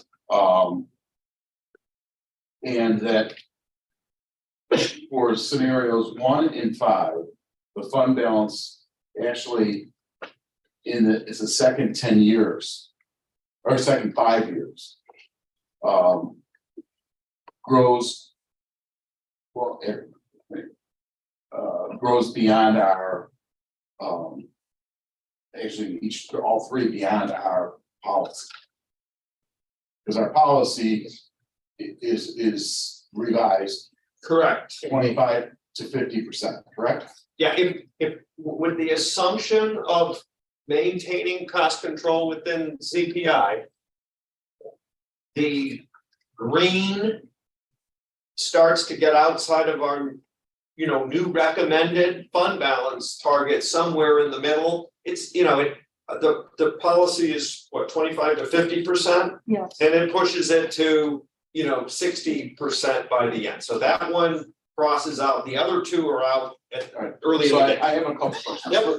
First of all, with this debt, if our fund balance starts to becoming beyond our policy, all right, would we then be paying debt off early? Yeah, that's absolutely an option. The second question I have is to understand why the red and purple lines have such a greater magnitude in terms of dollars over the green line. In fund balance? Yes. Why does Simple. it happen? I'm gonna give it to you, my simple head, which is you're basically borrowing, you're going to the community, you're increasing taxes by $3.5 million a year. Versus you're not increasing taxes by $3.5 million a year. So you're accumulating $3.5 million a year in fund balance because in that scenario, you're running, you're not running into a deficit mode. So you're basically taking all that and you're accumulating it. So what you're saying is you're adding on the debt service on top of your operating budget, rather than paying for it from within your operating budget. Is that what I'm understanding? Yes. Okay. That's why the magnitude. Yes. Yes. Which, just factually, I've spent 10 years of why did we, what all the words mischievously, as if we did this, this referendum and overtaxing people, etc. And here's a recommendation. The bottom recommendation is not to tax anymore. And the other ones are to add taxes. So it would increase the fund balance. Unless one of two things happened. Unless the district reverted from its current spending discipline and said, we're gonna spend more, or the district then got into all these secondary actions of making adjustments in taxation and not taking full CPI and or rebating and all the things that we've been doing in 10 years to kind of write the referendum of 2001.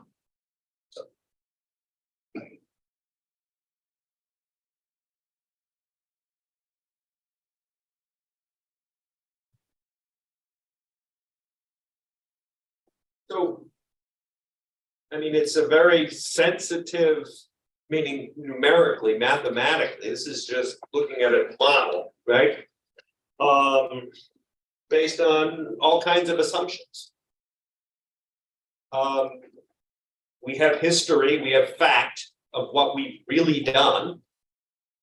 And then everything else is projections, right? And how well are we doing in projecting? I will tell you, we've made a lot of enhancements in our ability to project by tightening up our model and making process and structural changes. We were off by many millions of dollars every year when I first started in this game. It was just, we couldn't predict because the assumptions weren't gotten a whole lot better. Good. I think it's more of a comment than a question, but I just want to, my understanding is that in some theoretical future, you could have, 7 new board members elected who decide they want to spend a lot of money and abandon all of the fiscal discipline and the structures that you've spent 10 years putting in, right? But the now that you have these systems in place, now that you have these models, the district is better able to predict and make these plans. And I guess I'm also just sort of, I'm imagining you've spent 10 years reining in, making sure that the deferred maintenance is actually not deferred anymore, et cetera. I'm just, I'm just imagining Tom Kofsky will come storming back to the board meeting, and if they try to abandon this discipline and be like, are you kidding me? It took me 10 years to fix this. So, you know, I guess I'm great. I guess wanted to say I'm grateful. I think you've put us in a much better position to be making these decisions. So I appreciate that, you and everyone else who worked on putting in those practices. So Yeah, and this isn't anything to do with me. This is about the institution and the practices that have been put in place at the business office. Okay, I would just comment that they are systemic, right? Which anyone can then unsystematize if they were put in, and you know, it was a mode that a future board or administration decided to revert back to spending and changes, then they would be faced with, we need an operating referendum. You know, that would be based on their decision making of what to do. So that's what that would mean from my perspective.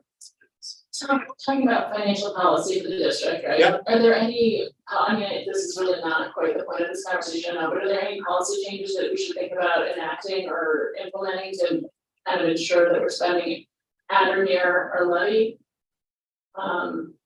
Consistently, right? Like, I don't know if there are, and it wouldn't be for me to decide, but I just wonder if there's any way to better codify it than just sort of relying on people's future board's ability to understand the history of the institution. So really understand the history is how we were able to modify it. Just something to think about. Yeah, I believe, Sarah, I would, Cindy, 420. What 20 is that? So I mean, what fund balance policy? well, I believe that's 460. 460. Okay. So No, I'm not a numbers guy. Sorry. no, not at all, not at all. So I would say the only thing to think about when you talk about policy, you put a policy in, so that same board change that policy. Of course. Yeah. Yeah. So I mean, you know, if they decide that they're gonna do. Correct, absolutely, yeah, and I think too that, you know, who's ever sitting here will also come forward too with a conscious effort to say, this is what we have and this is staying within our policy of where we're at. So I would hope that will continue on in the future here too. I think there is the recommendation coming forth from CFC on the fund balance policy enhancement that we're trying to address in this analysis to say, which, you know, that's one of the questions. If that's what they're recommending, how is our forward action in line with that recommendation? So it's a good question, and I think there's some wording in there that kind of already covers some of that. Okay, so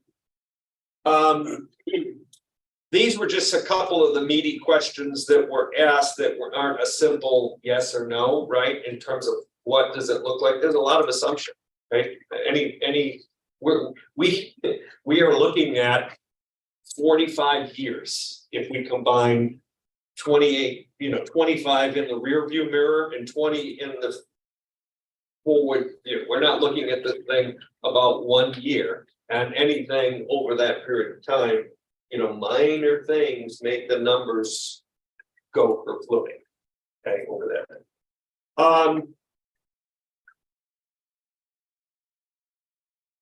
There were other questions coming back that the board had asked, so I want to make sure we at least have a chance to talk and understand each one of those to the level so that they're as informed as we need to be.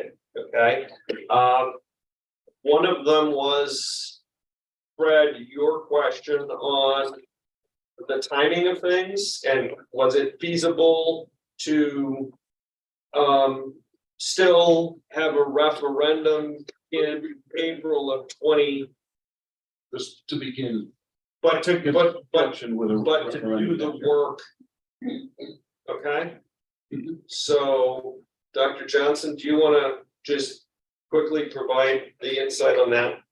Yeah, sure. There are three elements there to consider, all of which have to do with, taking on the risk of starting significant funding for the project before we have the funding really in place. First, there would be the fee for FGMA. We would need to escalate that work and move them up close to about 60% of their overall fee, which would be at $3.4 million. In order to be ready to move on the actual demolition of that building, any of the demolition of the building in June of 24, assuming a referendum then would be passed, we would have to put in place, begin a lot of enabling work, which hasn't been really scoped out in great detail. So it's impossible for us to put a really tight price tag on that. That's been estimated from talking to folks in the construction industry as double, maybe a little bit more than what the FGMA fee would be for completing the design work for the project. So you double that up, we're somewhere in the $8 million range. And then the other thing to consider is that putting a project out to bid, with our general contractor, and that RFP is out, would require them to go and try to get bids from subcontractors in, and it's a little bit precarious asking subcontractors to commit to a project with their own timeline for the coming months without knowing for certain that that project actually is going to be funded. That's possible. It just could have an effect on the quantity of subcontractors that would be able to come in. So those are the three factors there: the risk of the two fees I described, and then the quantity, of the contractors coming.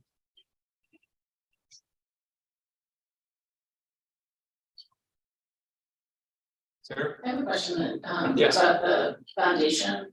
So assuming regardless of whichever sort of scenario we go with, my assumption at least is that we will start spending the fund balance money first. Then foundation money comes in. Like, what is the timing of the pieces of it, right? Because when the debt is issued, in whichever scenario we go with, there's going to be some debt somehow, whether it's through a referendum bonds or through debt certificates or how it works. Like, the timing of when the debt is issued is sort of what I'm curious about. Because we can get pretty far down the road with just fund balance money, frankly. That's right. So I don't know if that's something we have in hand. Yeah, so, excuse me, so with that, we would, pay the first year, probably with our fund balances, how we would look at it, that would be a lower amount, and by the second year, we would be looking to issue the debts. You don't have to issue it all at one time either, because it depends on the chunks that you need to spend. 5% within the first, I believe, 6 months, and then 85% within the first 3 years. So that's how we would look at it, and just probably take it as we start needing it. And as far as the donations, what we would do is we would, since the money it's not just something they're getting out like a check. We have to show them invoices, and what they'll do is they'll cut checks off, and then we'll put that in. And again, that will either be used towards paying off the debt or paying off some of the invoices. So about that, I'm sorry, Greg, did you want to ask? No, go ahead. So in terms of the reimbursement process, right, for the foundation money, yes. How will we know what we can get reimbursed, right? Like, is the foundation going to be updating us routinely on how much money they've taken in? Like, what's the reporting process there, I guess, is what I'm asking. Yeah, that'll be something that we'll be looking at monthly with them to see how much they actually have, and also how many, what we have as far as invoices. So absolutely.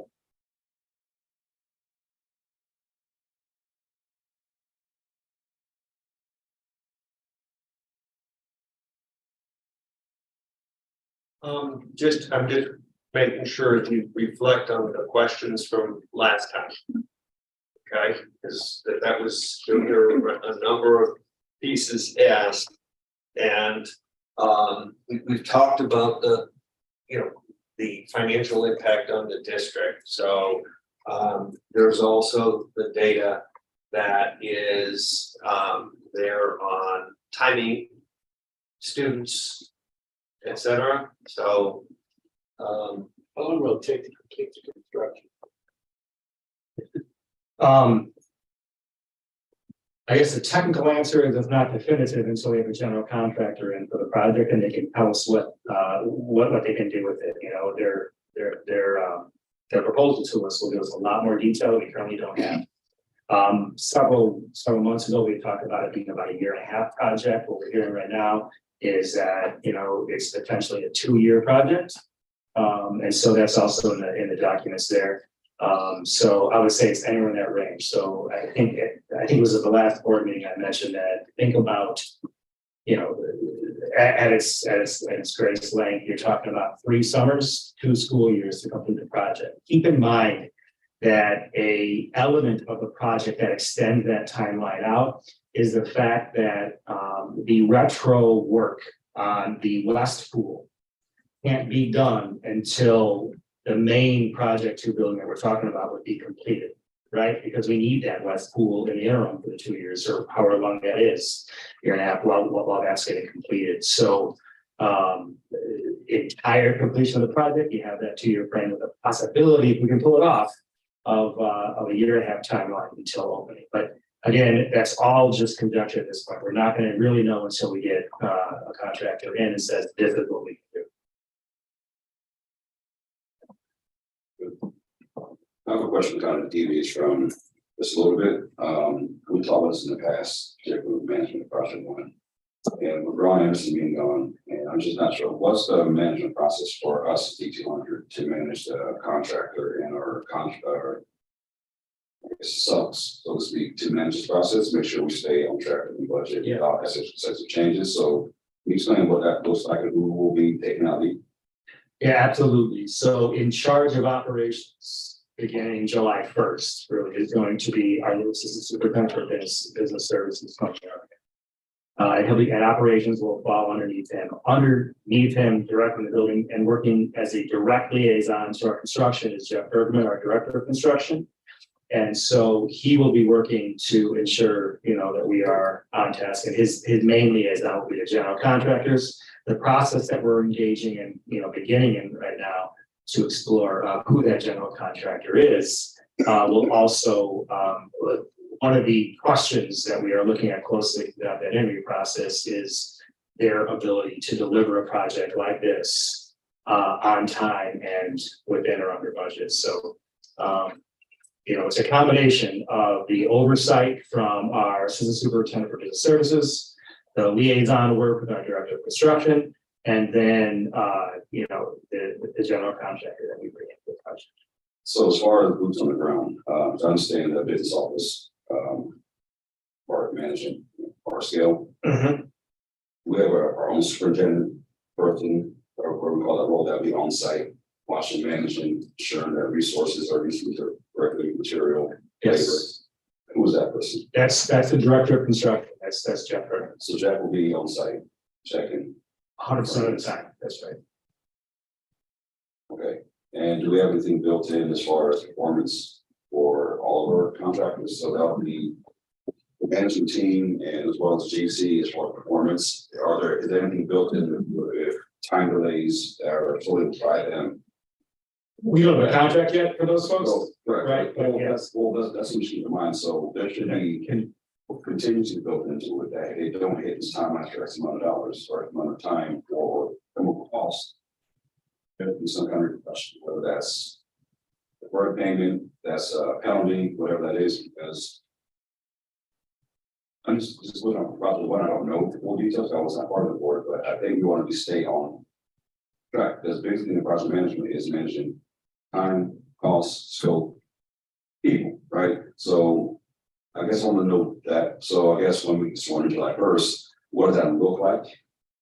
And that's all the components of the project. Because if you don't have the scope creep, which then leads to cost increases and delays and so on and so forth. So I think that's important. We're talking about the financial part of it, but that will drive what this looks like 3 years, 4 years, 5 years, 20 years if we go over budget and we're not managed correctly, so I know it's kind of hard to give an idea now.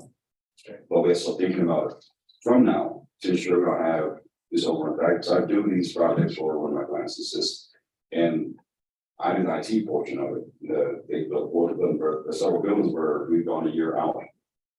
And it's late, or they fired GCOs and foremen. But those things happen, it's just the reality of construction, so that's what make sure we're being mindful of building those structure into it.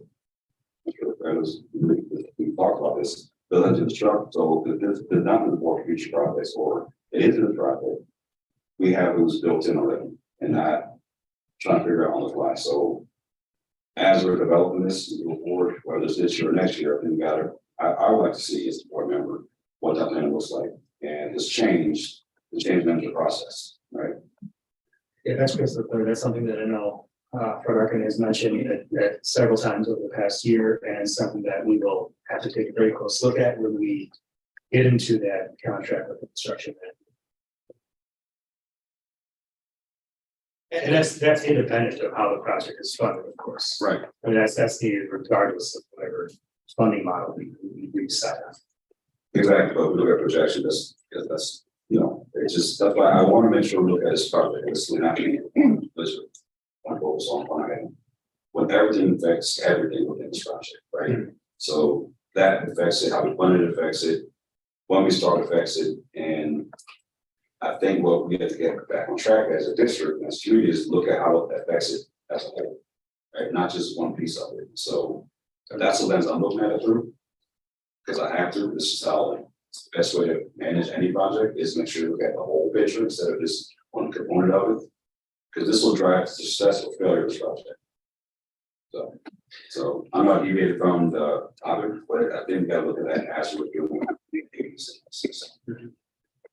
Yeah, actually, I'm gonna underscore one point of that. So one of the things that was a challenge in project one was that because of the shift in the timeline and how that worked out, project one was bid out in several different packages over time, as the board will know, which is not really a best practice for a project like this, because you want to keep your eye on the whole, exactly what you said. So, you know, bidding the project out as one project and monitoring it in that way is essential for this. That's something that we've talked about as an admin team with our architect firm and in-house over the past several months. And that was, you know, it was on target because the questions asked were, you know, what happens if the, you know, it hasn't been bid out, if it comes in higher, and, you know, in terms of making a financing decision, and I think you provided a series of answers of how you need to adjust that. But I think, you know, paramount in all that is having a not to exceed contract that is managed professionally. So I think you're right on. Yeah, and I think another piece of that that's also part of that is worth sharing out at this point to anybody paying attention to this is just how the process works. What we have in front of us right now is a pretty good estimate based off of a schematic design. But a schematic design is not the whole shebang. The actual budget for this project, of course, is going to be set based off of what we get back through that bidding process once we have a construction management term in place. And you know, there's very good reason to believe that schematic design is going to help us figure out the cost of this project. That's going to be, you know, right where we are with the costs that we have. But we should just be clear that the 102, 101.7 that we've named right now for the project that is done 24 and 26 is based off of the schematic design, not the result of a bidding process.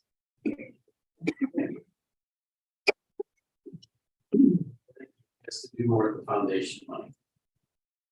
And so I'm assuming it's gonna come in fine, but I'm a lawyer, so what happens if it doesn't? And what hedge should we put in place if it comes in at 5 million or 3 million instead of an anticipated cost? I mean, do we have any hedge in that in any of the plans? I don't see one. And are we thinking about that as we're planning for financing the project? Yeah, Cindy, I don't know if you want to speak to that a little bit. I think actually, Ralph, the response that we have for that question is one that was asked 2 weeks ago, 3 weeks ago as well. And question 8 in our packet helps to detail some of those options. And so the question is really one of what levers do we have, right? If we get into that situation, and we've listed several there, right? Various types of debt, CPI implications, the way that we use fund balance, the models that we have here, we should talk about. We should note are 35% fund balance, right? Every percent of the fund balance as it's modeled right now is equal to about $960,000. And so there's room within that. And there are other options that are mentioned in the packet as well. And we're gonna have to explore those. And one other one where, well, there are a variety of others. Yeah. So from a timing standpoint, if the work is, let's say, supposed to be done in 24 months, period of time,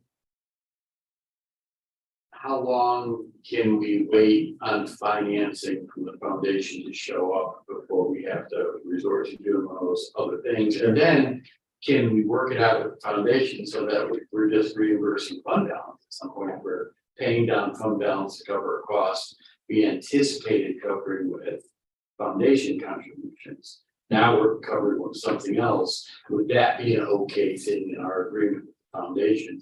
Basically reimburse the district for utilizing another revenue source. Yes, sure. Yeah, we would be able to do that, because what it is we've already recognized the expense, so when they reimburse us, we teach it preventing the fund balance too. Just making sure that, you know, it's a wonderful thing, but it's not necessarily a sure thing. So. Yeah, I think we should, those types of scenarios too, we should recognize we need to look at all these possibilities here, and we should also recognize that it's possible that needle swings both ways. Right. So it's not just a shortfall, but the donation amount could exceed. The other way. I hope it swings the other way, and certainly talking in the community, I'm hopeful that's the way it swings, but I always plan for the worst case scenario and be pleasantly surprised. Is always the way to do it.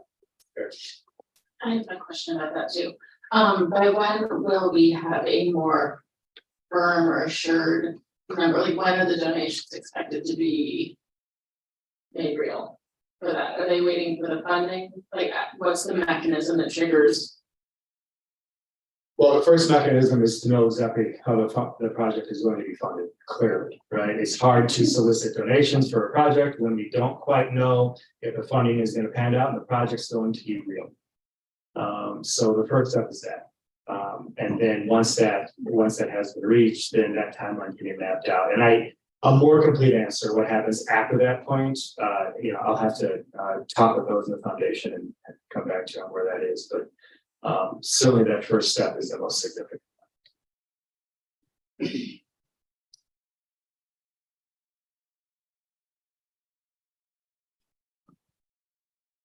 Other questions?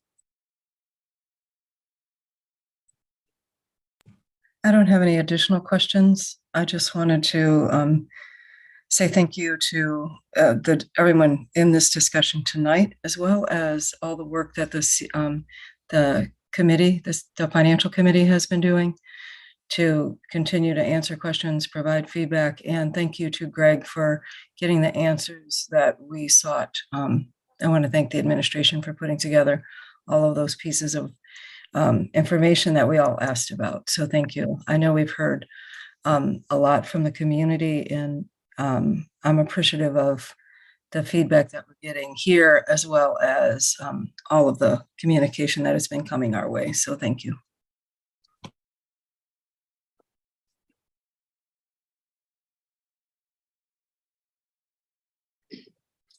So we will need to now move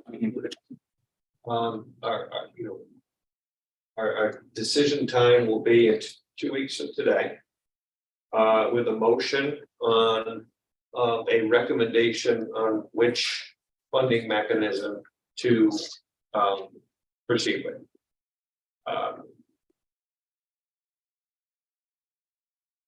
that's a single or, you know, the debate of which way, I mean, we will make the decision at that point. But we will be starting with a motion to fund this.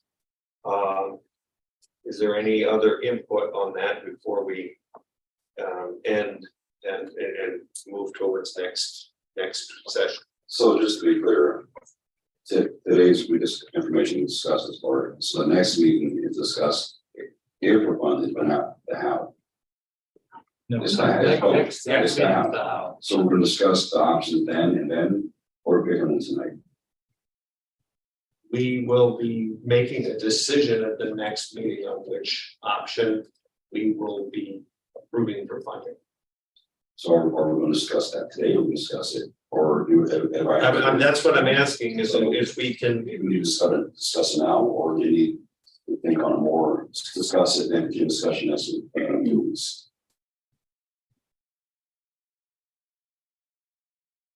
I thought tonight was the discussion and next week the next meeting we would vote. Yes. So let's do that, because we're at 9:52, so let's just start that discussion. Yeah.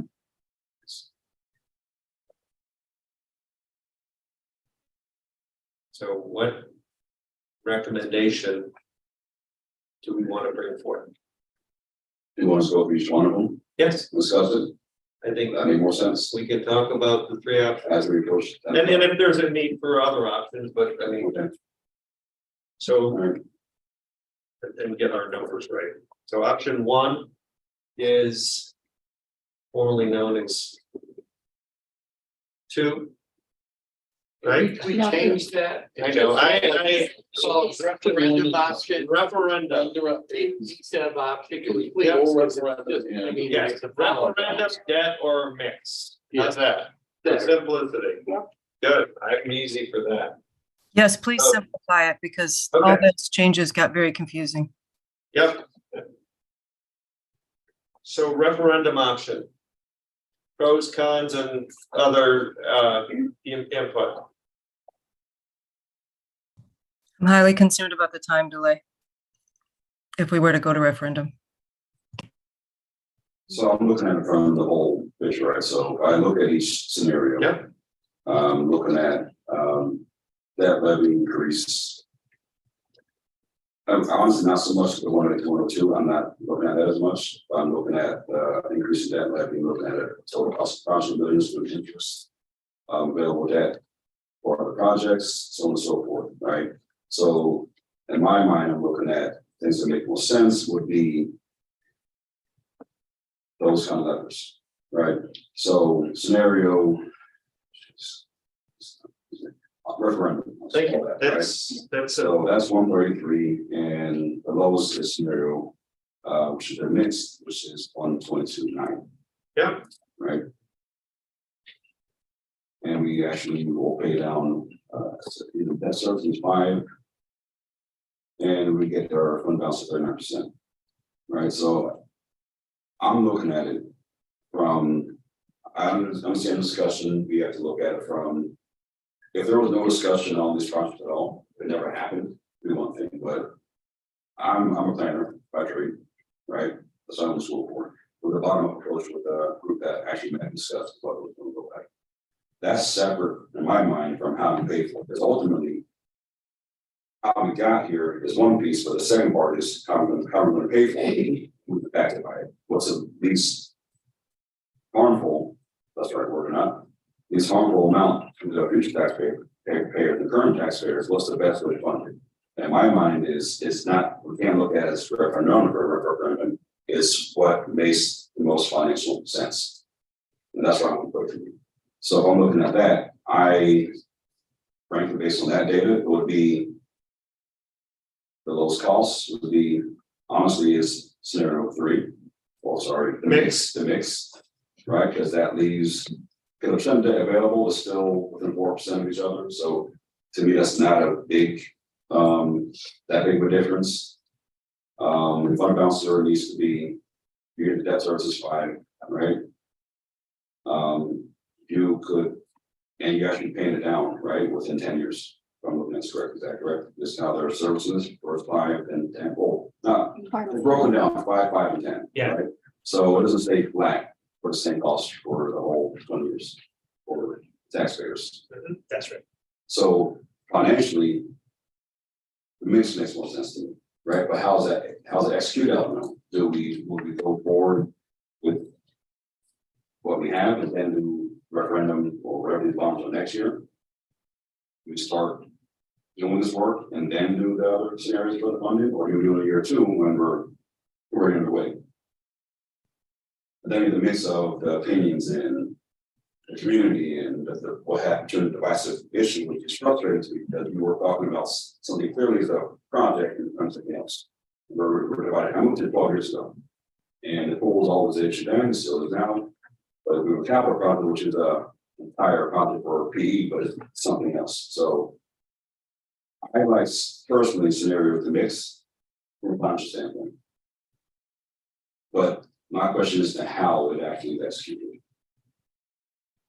But I'll stop talking so someone else can. So I am never. I'm sorry, I'm never gonna vote for a DSA bond issuance again. That's what I was speaking to when I was campaigning 4 years ago. I'm not doing it. Just to be clear. So for me, that's a no-go for purely personal reasons around integrity. But I also really don't like Project Earth 3, the mix, because it front loads a really expensive tax increase for taxpayers for the next 5 years. And then in your 10, it's $60, whatever, for 500,000. But those taxpayers at that point in time will be much better able to pay a higher tax bill, right? Like we're doing it flip-flops, right? Like we should be gently increasing taxes if that's what is gonna happen. Not front loading the expensive piece for a taxpayer. So from my standpoint, the way I look at it is what is the least burden to our taxpayers and what are they gonna least feel on their tax bills? And so for me, rather than looking at total project finance, which of course is important, personally, the most important thing is how is this gonna affect our individual taxpayers, you know, and their household budgets every year. So that's why I have the opposite view of yours. That's great. That's what we have. So Over here. well, in that case, it'll be 4. It's 4 and we do less work on that's within the operating budget of 11, right? That'll be 4. Sorry. That's the difference. Yeah.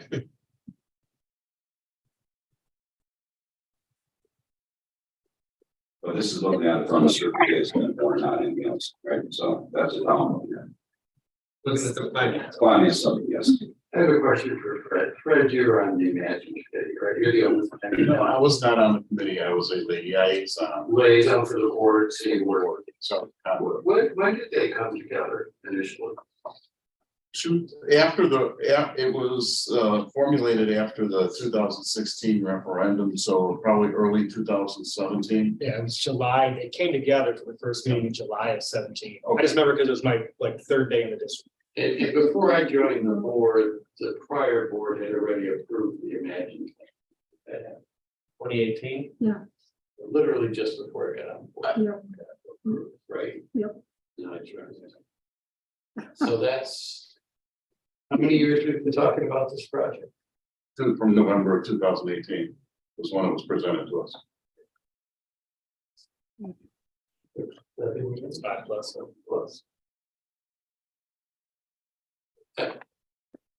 I've listened to all the arguments that have been made by both sides. Our neighbors, these aren't our constituents, these are our neighbors, coming here to talk about this.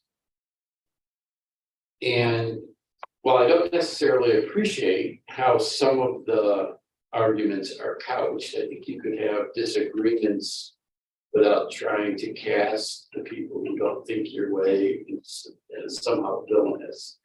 And I'm very disappointed that public discourse has gone there. I really think we live in a community that's a wonderful community, people with very divergent views, and you need to respect each other's views and not assume bad intent because someone doesn't agree with you. But normally I would support a referendum. It's a big expense. And I think in the usual case, that would be the appropriate thing to do. This isn't the usual case. this isn't the discussion of a project the board came up maybe in the last 18 months. And now we want to go to referendum. This is something the board approved in 2018. 2018. The community knows about it. The community's been informed about it. The community had repeatedly contacted me about it, about the rest of y'all, and voiced opinions on both sides. I think we don't, this is the exception to the rule. I think waiting longer to rehab these facilities, in my opinion, is a breach of my fiduciary obligation to the school district. Our students are utilizing facilities that aren't just inadequate, they're potentially dangerous and harmful. That is not okay. Our community seems strongly behind this effort. Our community was completely involved in the design of this. Why should our dancers have to be on floors that have holes in them to insert equipment and potentially harm themselves? Why should our dancers be on floors that don't have appropriate padding? Why should we be cramming 100 kids into a green room that's designed to what, comfortably hold 30? It's ridiculous. So I'm not for delay. I think I like two things about the debt certificate approach. It starts us sooner and gets an earlier generation of students into a rehab facility, which is important in my mind. I think it meets what our community's been asking for. And I think it instills financial discipline over the long term. Because if you're funding out of your operating, you don't have a lot of room to futz around and lose the discipline we've been imposing here and get outside of CPI. Because if you do that, then you are going to be forced, future boards, to go to the community for a referendum just for operating. So I like the fact that it creates fiscal discipline from the board standpoint and will allow future boards to discuss whenever the administration is coming with a change in personnel or whatever, how does this fit into our total financial picture? Can we afford it in accordance with our outstanding debt service to enhance this facility? What about our capacity to fund Project 3? How does it sit in there? I think it really reinforces financial discipline over the long term, and that's another positive. So I'm pretty much in the camp of the debt certificates for all those reasons. And I'm acknowledging, normally a project of this size would go to referendum. This isn't a normal project. This isn't one that the board has been talking about for 18 months. It's one that we approved 5 years ago. 5 years. And the conditions in this building are deplorable. I would ask anyone to take a tour.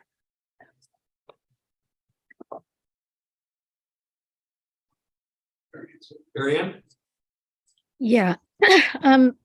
Ralph said a lot of what I would have said. I'll just add, I guess, one note. I find it very frustrating that we are not really in full compliance with disability access in that building. And I think that has to be addressed as quickly as possible. It's a huge issue. I also, we've talked a lot about there is a significant cost financially to waiting a year, which may be even higher if costs, if construction costs go up. That's hard to predict. There is a cost to the students that have to wait longer to get into the building and be able to use the improved facilities. There's also a cost to the community in time and in how long we have this discussion. And, when I ran for office, there have been various people saying that I was in favor of a referendum. I think what I actually said was that my understanding was that referendums can be a useful tool. Doesn't mean that they're the right tool to use every single time. Also, honestly, I ran for office and then I spent hundreds of hours learning about this specific project. Several hundred hours, I think, at this point, between the board meetings, reading through the Imagine plan, touring the facilities, having community conversations, reading the emails from the community, et cetera, and so on. So I don't know, I appreciate it when people who are governing, when they gather new information and they learn more and they realize, they decide that there's a better way to do things. I want them to do that as a citizen. That's what I want of my elected officials.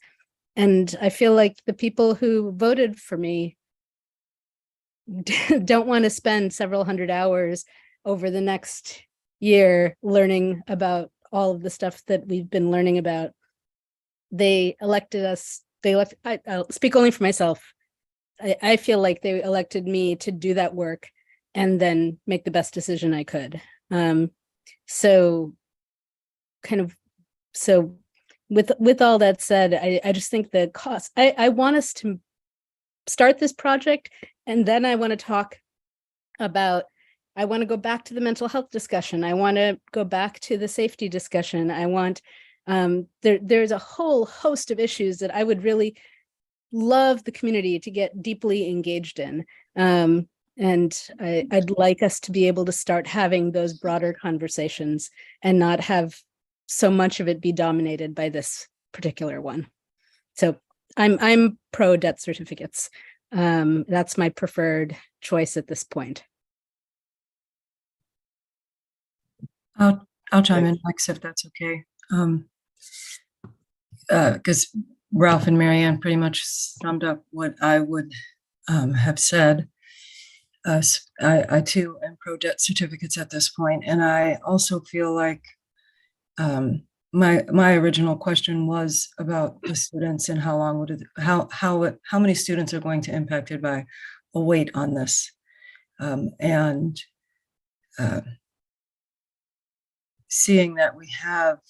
I appreciate Marianne talking about how much time and not just energy, but knowledge has gone into this decision, as well as input from a number of spaces in our community. So I truly feel like we're ready to move forward with the decision at the next board meeting. And I also feel like in my term on the board, we've done some things that have really made significant changes for the experience of the students. And this is one of those actions that we're going to get to take that is truly going to make a difference for the experience of the students. Ralph really summed it up well about the conditions. And, you know, I didn't attend quite as long ago as Fred, but Thanks, Gina. yeah, I just wanted to put that in there, Fred. But it's my 35-year anniversary school reunion. That's what they call them. It's our 35-year reunion this year, and the facilities look exactly the same, but in way worse condition than when I was there.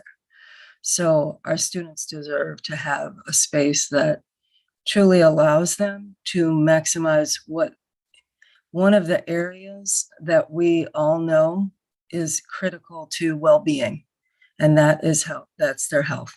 So yeah, so I really appreciate our conversation, but I'm truly ready to move forward.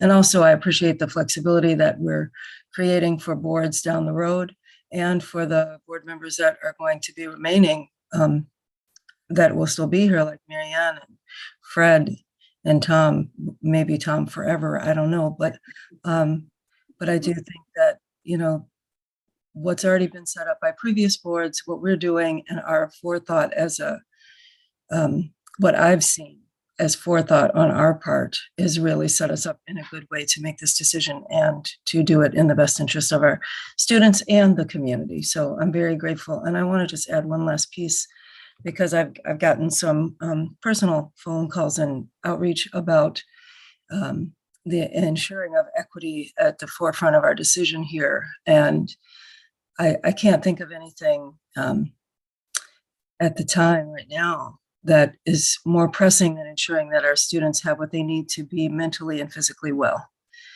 based on everything that we've been through. And all of our students are going to benefit from a space that allows them to do that. Specifically students who in other spaces may not have. So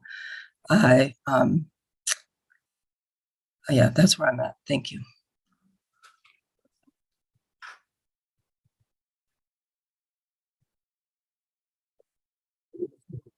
So I enthusiastically want to see this project move forward.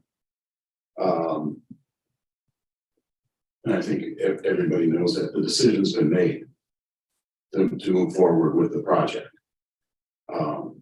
We've been the recipients of a lot of hyperbole, a lot of misrepresentation of fact. All right. And even disingenuous use of the term equity in our equity work. And we brought that up a few weeks ago, and I stand with you. And that it's offensive to me. I think it should be offensive to everyone on this board who's done the work. All right. There is no more equitable work that will be done, all right, for our students, for all of our students, for them to build these facilities. All right. And we struggle because it's new. We struggle with equity and how to implement it because it's new to us. We passed that our policy at the end of 2019, somewhere around there, right towards the end of my term. And then we've had a couple of equity directors leave us, but we haven't. And I understand. I mean, the use of a racial equity tool, analysis tool, it's important, and we put it in the policy, and it's incredibly important. However, we have no experience in using it on something like this, and I get that too. All right, so there are growing pains when it comes to equity. In looking at these scenarios, option 3 to me is a non-starter. For 2 reasons. Number one, the use of the DFEP bonds, but more importantly is the front end loaning costs in the first, I think it's 5 years. To the current taxpayers. I think if the cost to taxpayers should be whatever borrowing is used should be spread out over the 20-year period. And I am struggling and with between options 1 and 2. All right, because I do have a strong feeling, and I've said, and where's Amanda still here? I think she quoted me, my words. But I do have a strong feeling about community voice. On the other hand, I've always said, my priorities as a board member are students first, the best interest of our students first, our taxpayers second, our staff third. So with the information we've gotten tonight, and the other struggle I have also is in the use of debt certificates with payback through operating funding. Puts the burden of discipline on future boards, and that's a great concern to me. Now I've seen the work that's been done since 2015 here, and Tom talked about it at the beginning, and there's been a lot of change, all right, and those lines of growth of fund balance are because of those changes in expenses, much more so than in revenue. All right, because we've given revenue back, we've evaded taxes, we've not taken full CPI. So I'm gonna take these 2 weeks to really consider where I'm at with this. I want to look at our projections more in depth. Because I do struggle with that and paying it out of from an operating basis. All right. If everything worked in our scenario the way we'd like it to work, obviously, this the green line here, costs our community less. Okay, it takes less money out of our taxpayers' pockets. But I'm very concerned that we do that at the expense in later years of having to lose some programming because now we don't have the operating funds to pay off both debt and for programs. So that's kind of where I'm at with it. But I'm going to give it thought and I'm not ready to decide this second. How about now? No, thank you. Give me a minute. Yeah. Yeah, I mean, there's a lot of pieces to weigh in this decision. I'm gonna start just where I started earlier this evening, which is, when we look at it from a financial standpoint, I tend to look at things over decades and multiple decades, because these things all, these are long lasting issues. And I think I was quoted, so I'll reference.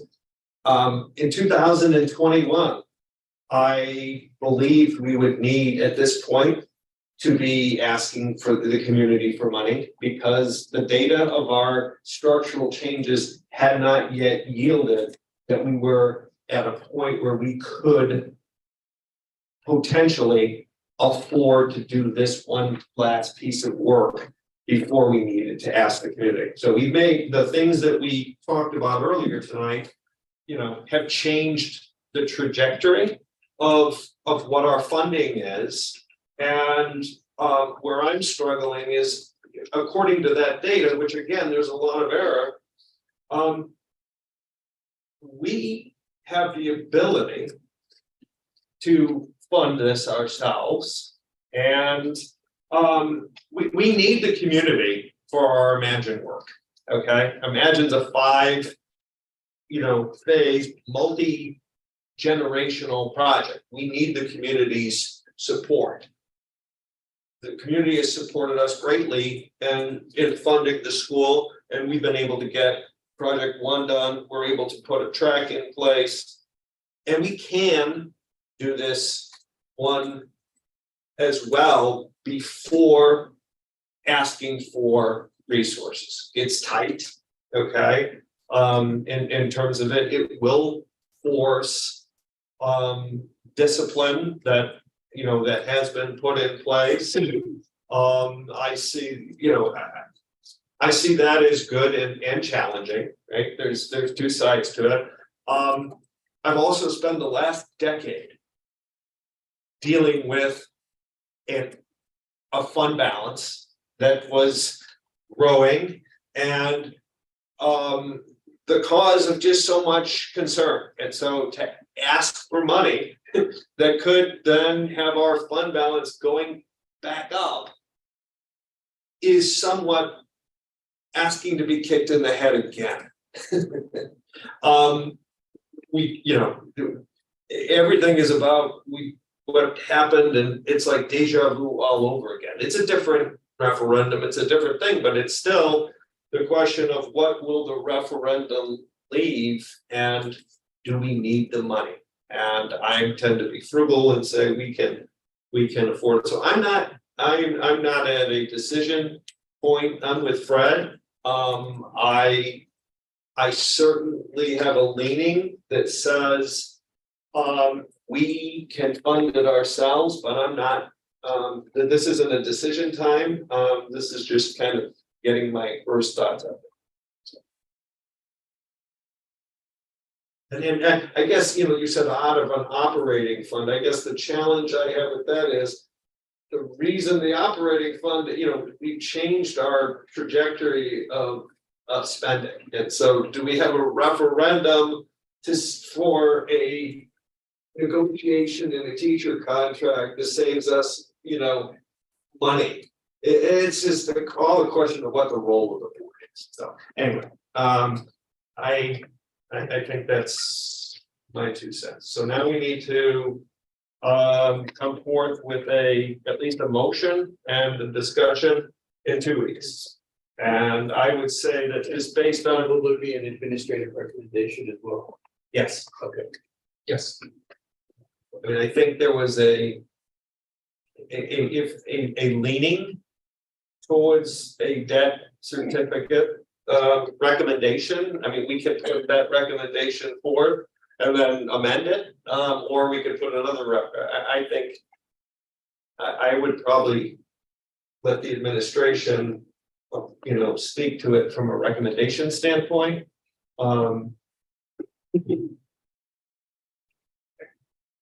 Absolutely. I mean, that's the standard path, and that's the path we plan to take.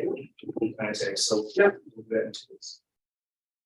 Okay, so I would say that between now and then, there's been a lot of information that's been pushed forth from, responses from the administration on all our questions. Are there any other questions that we need to ask of our administrators in preparation for what will be our a motion and a vote? Any other questions? And if they don't come forth now, I would just encourage you to send them in. If something comes up as you're going through your own self deliberation in the next fortnight. We good? Marianne and Gina? Okay. I'm good. Thank you for your input and discussion, and we will now move on to our next agenda item, which is the divisional board budget. Right. So, and we don't have a presentation for this, so there's any questions for this. It will come back to the board in 2 weeks for a vote from the board. Let's cut it. Cut the board budget. All right. What is there? Cutting one. If there are no questions or comments now, what we'll do is we'll bring it back in 2 weeks as is. Yeah, I mean, I think there were some recommendations to reduce and adjust. I know, I'm just trying to, so Bob's going for a better seat, or is he? Bob's out of here. He's got to make that. He knows what the deadline is. Okay, I think we are now. Oh boy. Policy. You sure you want to do this now? I'm not, I am tapped and spent, but I'm gonna I ask think my, it has to be this board. what? I think it has to be this board to have this conversation, right? No. No, so, Around committees? yeah, so here's what I'm suggesting is, so there's been a bunch of information shared, and I've asked the board to think about it and, provide feedback. What we want to do is provide, I think this board, Sarah, should provide its input, but then we're going to have the new board then that's going to have to carry it and move it forward from an implement. So all I'm asking for right now is any feedback and input that we can, especially for you that are sailing off into the great sunset, right? On the questions that are in the memo. And I can read them just high level. Yeah, I gotta find them. Wait a second. Number 9. Okay. So I'm gonna stay very high level on this. Really, there were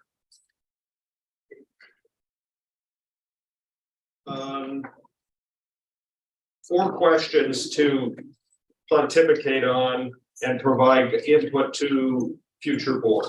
Okay, numero one, uno, is do we need to make any changes in what committee and liaison roles exist? Are there any that we should consolidate, just cease, whatever? Is there any input that stands out? I'm gonna put it slightly differently. Have Yeah. we sought the input of any of our committees on which we liaise with, I'm using that wrong. Have we gotten feedback from the committees? Like, do they care that we're there? Like, I don't know that I have much.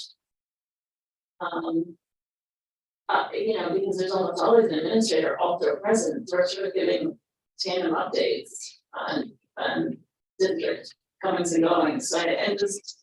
Actually, I'm just gonna say it just a slightly different way, but I think the same point. I think the future board should consider reducing the number of committees, especially if there's administrative coverage.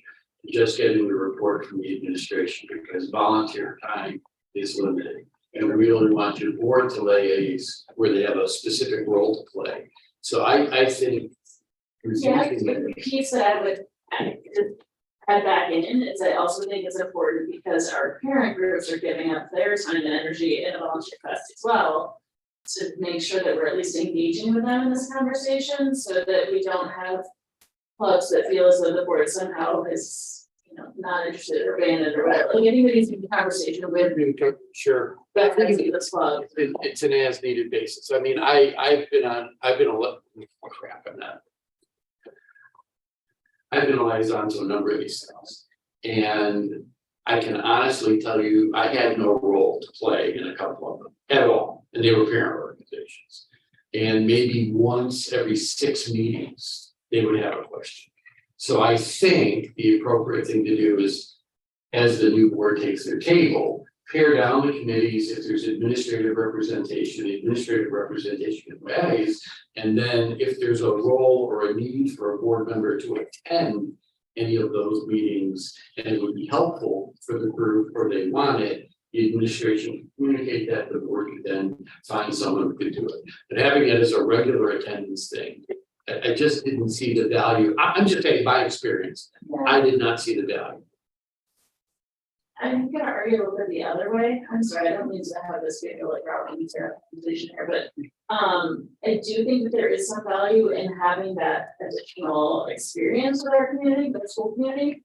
And for a group, for example, like boosters, like they do a ton of fundraising and do a ton of good work for our school. I would just want to make sure that whatever decision is made is done in such a way that we're not making our groups that do put in a lot of time and energy is the work they're doing as well feel slighted. Like the board's too important or board's too busy or, you know, I think that there's some public relations aspect to it too that's important. So is that a survey? I'm just kind of wrap this to a more precise point. Should we survey? Honestly. What's that? Say. No, you're not proposed, no. But so maybe to survey the groups and just and see what you need. If you want us there, or if you need us there, it's every meeting. Every other meeting, because I would say personally, I know I enjoy CCB work, I enjoy CFC work. I was also in the collaboration with the childhood work, that's every quarter, I think. Right, so it's. Say something? I do. I just want to just add to the conversation one important point, because these committees aren't all uniform in their construction. Right. Some are board committees and some are superintendent's committees. And so there is a element of required board participation in board committee that we have to recognize. That being said, that's why with the points so are required for certain ones. Yeah. If there's other volunteers that they attend, that's a lot of time. Yeah. So I think the survey would be helpful to see where we're needed or needed at all. And then we can, the next board can make a decision at that point. Just kind of put a goal on it and tighten up and give us some. No, I think that's good. No, I mean, and that is good input, and I don't even have to ask all the questions, because the questions, you mentioned it, what's the role? Okay, so my kind of historical perspective is a lot of what exists, policy does not govern what happens. Okay, policy does not say that board members shall be a liaison and do this at this committee. It's been this kind of, oh, can you come? And practice has morphed into certain things that are expectations until it becomes 24 different committees that we need to staff with 7 people, and it is somewhat, overwhelming. And so I think I think that's a great suggestion, is we need to understand what the expectations are of these groups, but we also then need to share what the expectations are of the board, which is I guess the typical from what you've shared is typically it's administration that serves those roles, right? Typically, yes. Okay, and so.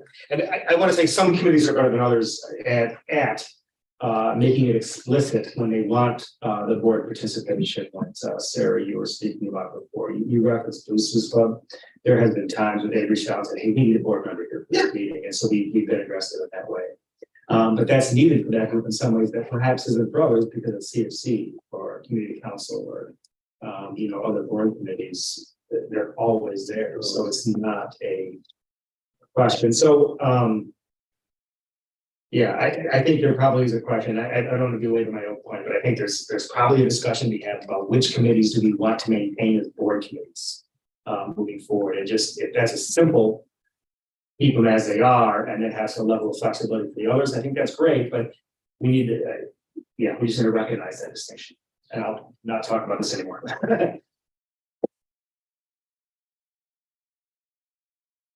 So that you're asking about board versus and administration committees. Yeah, or other kind of parent liaison committees, we have. Well, so I think we need to break them down into different groups, right? Because we're trying to attack, because there's 24 different ones, and there are a mix of different things. So okay, so I think we've dedicated. Does anyone else have anything else to contribute at this juncture? I know we've kind of used up our time. Right? No, I just think you look at them individually. Oh, Mary Ann's got her hand up there. Mary Ann? Well, sorry, Fred could have gone, but I would just say the 3 groups that I'm on right now is, Applause, Apple, and the Community Council.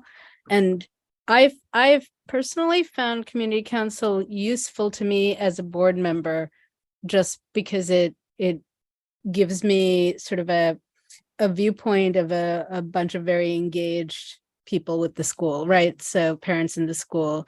So whereas and I feel like Applause, generally, as much as I love everything they do, I think if they sent their minutes to a board member who could then sort of summarize anything relevant, that would be sufficient. I'm a little concerned with Apple, and I guess I feel like they're an org that should be much bigger and have much more parent involvement than they do. And so I don't know. I guess I sort of feel like it's probably worth having board members go once a year to each of them, just to get a sense of how all of these are operating. And I say that as someone who is chronically short of time. But nonetheless, so that I just wanted to throw that into the mix. Okay, so I think this has been great, good insight. I think, getting their input's good. I'm hearing kind of a consensus of there are different buckets, and in some of them, it need not be an every month situation. It's more of an as needed situation. I would agree with Barry. I mean, there's always, well, not always, but interacting with parents and with community members, et cetera, is beneficial. It's just a question of how much time you have and who's running your calendar. So I think that's enough input for this board. And I appreciate your thoughts. If you have any other brainstorms on this, otherwise we'll put it on the agenda for the next board to kind of figure out how we can, move it down the road. So with that said, I will close out this topic, and I believe our next item is new business. I'm going, any new future business? Okay. Motion to adjourn. Second. All in support? Aye. Aye. All opposed? Okay. We need to go into special. Well, I thought they do new business. Motion. Yeah, we Okay. approve. We need to what? Yeah, we need to approve those. Yeah. Ready? I'm ready to go here. Keep going. Okay, it's I'm